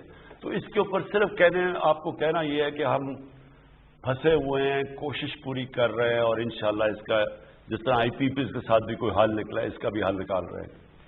جی وزیر اعظم صاحب 2 کالرز آخری بڑی دیر سے ہولڈ پر بھی ہیں، تو اگر آپ کی اجازت ہے تو آخری 2 کالر سے بات کر لیں. جی السلام علیکم. السلام علیکم. جی وعلیکم السلام. جناب وزیر اعظم میں غزنفر عبداللہ خان بات کر رہا ہوں گڑھی دوپٹہ آزاد کشمیر سے. جی میں کشمیر کے تناظر میں جناب وزیر اعظم 2 سوال کرنا چاہوں گا. جی ایک تو آپ سے یہ میں جاننا چاہوں گا کہ 5 اگست 2019 کے جو نریندرا مودی کے اقدام کی بات ہندوستان کے ساتھ تجارت کیا ایک کشمیریوں کے لیے جو ہے ان کے زخموں پر نمک پاسی کے مترادف نہ ہوگا، اور دوسری طرف پاکستان کی ریاست کی کمزوری نہیں دکھائی دے گا. میں پہلے تو میں یہ واضح کر دوں کہ جب تک ہندوستان جو 5 اگست کو انہوں نے قدم اٹھایا تھا کشمیریوں کے اوپر، جب تک وہ اس کو ریورس نہیں کرتا کسی قسم کی نارملائزیشن نہیں ہو سکتی. اور مجھے یہ فخر ہے کہ جس طرح ہم نے ہر انٹرنیشنل فورم پہ جو ہم نے کشمیر کا کیس لڑا ہے، میں آپ کو چیلنج کرتا ہوں کہ 50 سال میں کسی حکومت نے ایسا نہیں لڑا. یہ صرف ایک کنسیڈر ہوئی تھی بات کہ ایمرجنسی کے اندر اگر ہم کیونکہ ہماری اس وقت کاٹن انڈسٹری پوری بوم کر رہی ہے، ایکسپورٹس اوپر جا رہی ہیں، تو ایمرجنسی میں شارٹیجز تو آ گئی ہیں وہ. اور ہم کسی طرح چینی کیونکہ یہ جو مافیا بھی آپ کو جو بتایا ہے جس طرح یہ سٹا مافیا کھیل رہا ہے اور چینی کی اوپر لے کے جا رہا ہے، ان کے لیے ایک کنسیڈر ہوئی تھی بات کہ کیا ہم ہندوستان سے لے لیں. لیکن پھر کیبنٹ نے فیصلہ کیا کہ ہم کوئی بھی ایسی چیز نہیں کریں گے جو کشمیری لوگوں کو یہ لگے کہ ہم نارملائزیشن کی طرف جا رہے ہیں، حالانکہ ایمرجنسی تھی ہے. تو ہم نے اس کو مسترد کر دیا. لیکن میری طرف سے آپ یہ ذہن میں ڈال لیں، کبھی بھی جب تک ہندوستان 5 اگست کو واپس نہیں جاتا، میں آپ کو یہ شورٹی دیتا ہوں کہ ہم نارملائزیشن کبھی ہندوستان سے نہیں کریں گے. جی اگلے کالر ہمارے ساتھ. السلام علیکم. السلام علیکم خان صاحب اور پوری قوم کو میری طرف سے اسلام. سر میرا نام راجہ ارمان ریاض ہے اور میں اسلام آباد NA53 کے ایک نواحی علاقے سوہان کا رہائشی ہوں. سب سے پہلے خان صاحب میں آپ کو مبارکباد پیش کروں گا کہ آپ نے الحمدللہ سے کورونا کی وبا سے جنگ کی اور اللہ پاک کی ذات نے آپ کو اس میں فتح دی. میرا سر ایک بنیادی ایک مسئلہ تھا جو میں آپ سے بیان کرنا چاہوں گا کہ اسلام آباد میں آپ کو بہتر پتا ہوگا کہ لوگوں کو گھر بنانا بہت مشکل کام ہے، وہ افورڈ نہیں کر سکتے. جو لوگ افورڈ نہیں کر سکتے وہ اسلام آباد کے نواحی علاقوں میں جیسے کہ 52 اور 53 کے نواحی علاقوں میں وہ سستے پلاٹ لے کے وہاں پہ گھر بناتے ہیں، جبکہ اسلام آباد انتظامیہ کی طرف سے CDA کی طرف سے اور وابڈا کی طرف سے یہاں پہ بجلی کے کنیکشن और सुई गैस के कनेक्शन पे बिल्कुल पाबंदी लगी हुई है। तो सर मेरी ये रिक्वेस्ट है कि इस मसले को देखा जाए और बिजली के कनेक्शन और इस्लामाबाद की आवाम से ये हल किया जाए। और एक जी देखें, ये मैंने शुरू में भी बात कर दी थी, हाउसिंग का प्रॉब्लम है जिसकी वजह से हमने ये सारा जो नया पाकिस्तान लो कॉस्ट हाउसिंग बनाने का फैसला ही तब किया क्योंकि आम आदमी के लिए बड़ा मुश्किल है कैश दे के घर बनाना, और शहरों के अंदर तो बहुत महंगी ज़मीन है। तो ये इसकी बुनियाद ये है। लेकिन एक और मसला आ गया है कि हमारी अनप्लान्ड सेटलमेंट है। देखिए, मैं आज आखिरी मैं बात करता हूँ अब, क्योंकि सारे पाकिस्तान के लिए, मैं अपने मुल्क के लिए बात करना चाहता हूँ। देखें, मैं वो पाकिस्तानी हूँ जिसने सारा पाकिस्तान देखा हुआ है। कोई ऐसा इलाका नहीं है पाकिस्तान का जिधर मैं नहीं गया। सारे कबायली इलाका, वजीरिस्तान से लेके नीचे बलूचिस्तान, सिंध, सारा पंजाब, ये पहाड़ी इलाके, नॉर्दर्न एरियाज में सब फिरा हुआ हूँ। मैं आपको यकीन दिलाता हूँ कि हमारा ये अल्लाह का तोहफा है पाकिस्तान को। लोगों को पता ही नहीं है कि अल्लाह ने इस मुल्क को क्या क्या चीज़ें दी हैं। ये तो अभी से टूरिज्म शुरू हुई है कि लोग जाना शुरू हुए हैं अपने मुल्क में फिरने के लिए, ये मोबाइल फ़ोन की वजह से, क्योंकि वो फेसबुक पे तस्वीर डालते हैं, लोग कहते हैं इतना खूबसूरत मुल्क, तो सारे अगले लोग पहुंच जाते हैं। लोगों को अभी पता चल रहा है। इस मुल्क को बचाना बड़ा ज़रूरी है।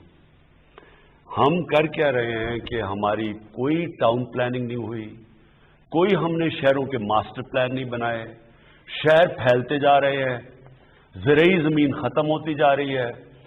जब शहर फैलता जाएगा तो ना हम वहाँ गंदगी उठा सकते हैं, ना हम सीवरेज सिस्टम डाल सकते हैं, ना उसको जब बिजली और गैस के कनेक्शन देते हैं उसका खर्चा बहुत बढ़ जाता है।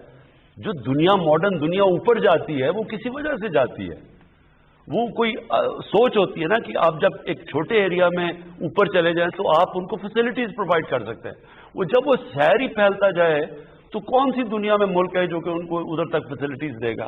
लिहाजा पहले तो हम मास्टर प्लान बना रहे हैं।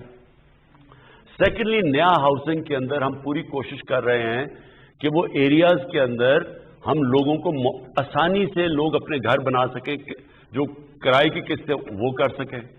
तीसरी चीज क्या है, ये जो बिल्डिंग, ये जो हाउसिंग सोसाइटीज बनती जा रही हैं, ना वो परमिशन लेती हैं, जो मिलके हाउसिंग सोसाइटी बन जाती है, ना वो कोई उधर एक हाउसिंग सोसाइटी के कानून के मुताबिक बनती है कि किसी इलाकों में बननी चाहिए, जिधर फिर उनको फैसिलिटीज प्रोवाइड करनी चाहिए। ना वो फैसिलिटीज प्रोवाइड करती हैं, ना वहाँ कोई ग्राउंड की जगह छोड़ती हैं, वो बंद करके छोटी छोटी सड़कें, गलियां बन जाती हैं।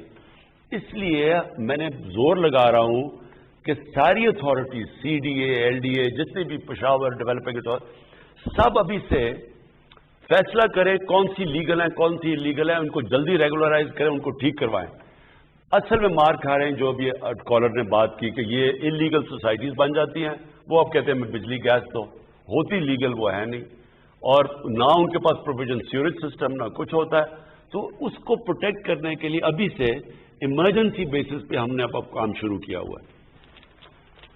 जी वज़ीर आज़म साहब, बहुत बहुत शुक्रिया। और प्राइम मिनिस्टर का जो पोर्टल है उसका भी आप इस्तेमाल कर सकते हैं। और अभी शहजाद अकबर साहब बता रहे हैं कि पंजाब में जो इस किस्म के मसले आते हैं, एंटी करप्शन का एक एक्सक्लूसिव पोर्टल है। जी, एक तो कब्जा ग्रुप है, करप्शन और कब्जा ग्रुप। एक तो मेरा पोर्टल है आपके पास, जब भी आपको मौका मिले, कोई भी आप चीज देखते हैं, आप उसके ऊपर, मेरे पोर्टल के ऊपर रजिस्टर करें। हमने अब स्पेशल उसी के ऊपर पोर्टल बना रहा हूं जिसका सिर्फ और सिर्फ कब्जा ग्रुप, जो भी कब्जा ग्रुप अब लोगों के ऊपर कब्जे कर रहे हैं जमीनों पे, अब फौरी तौर पे मेरे पोर्टल के ऊपर आए। पंजाब गवर्नमेंट ने, एंटी करप्शन ने, खास तौर पे उन्होंने भी एक पोर्टल बनाया हुआ है कब्जा ग्रुप का, और इस वक्त पंजाब गवर्नमेंट सबसे ज्यादा काम कर रही है कब्जा ग्रुप के खिलाफ।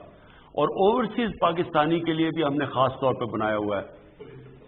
पुलिस के पास एक पोर्टल बना हुआ है पंजाब पुलिस के पास, कि जो भी ओवरसीज पाकिस्तानी की जमीन पे कब्जा होता है वो उस पोर्टल के ऊपर चले जाए। और ये पहली दफा हम हो रहा है कि हम ये कब्जा ग्रुप के खिलाफ हमने जहाद डिक्लेयर की हुई है।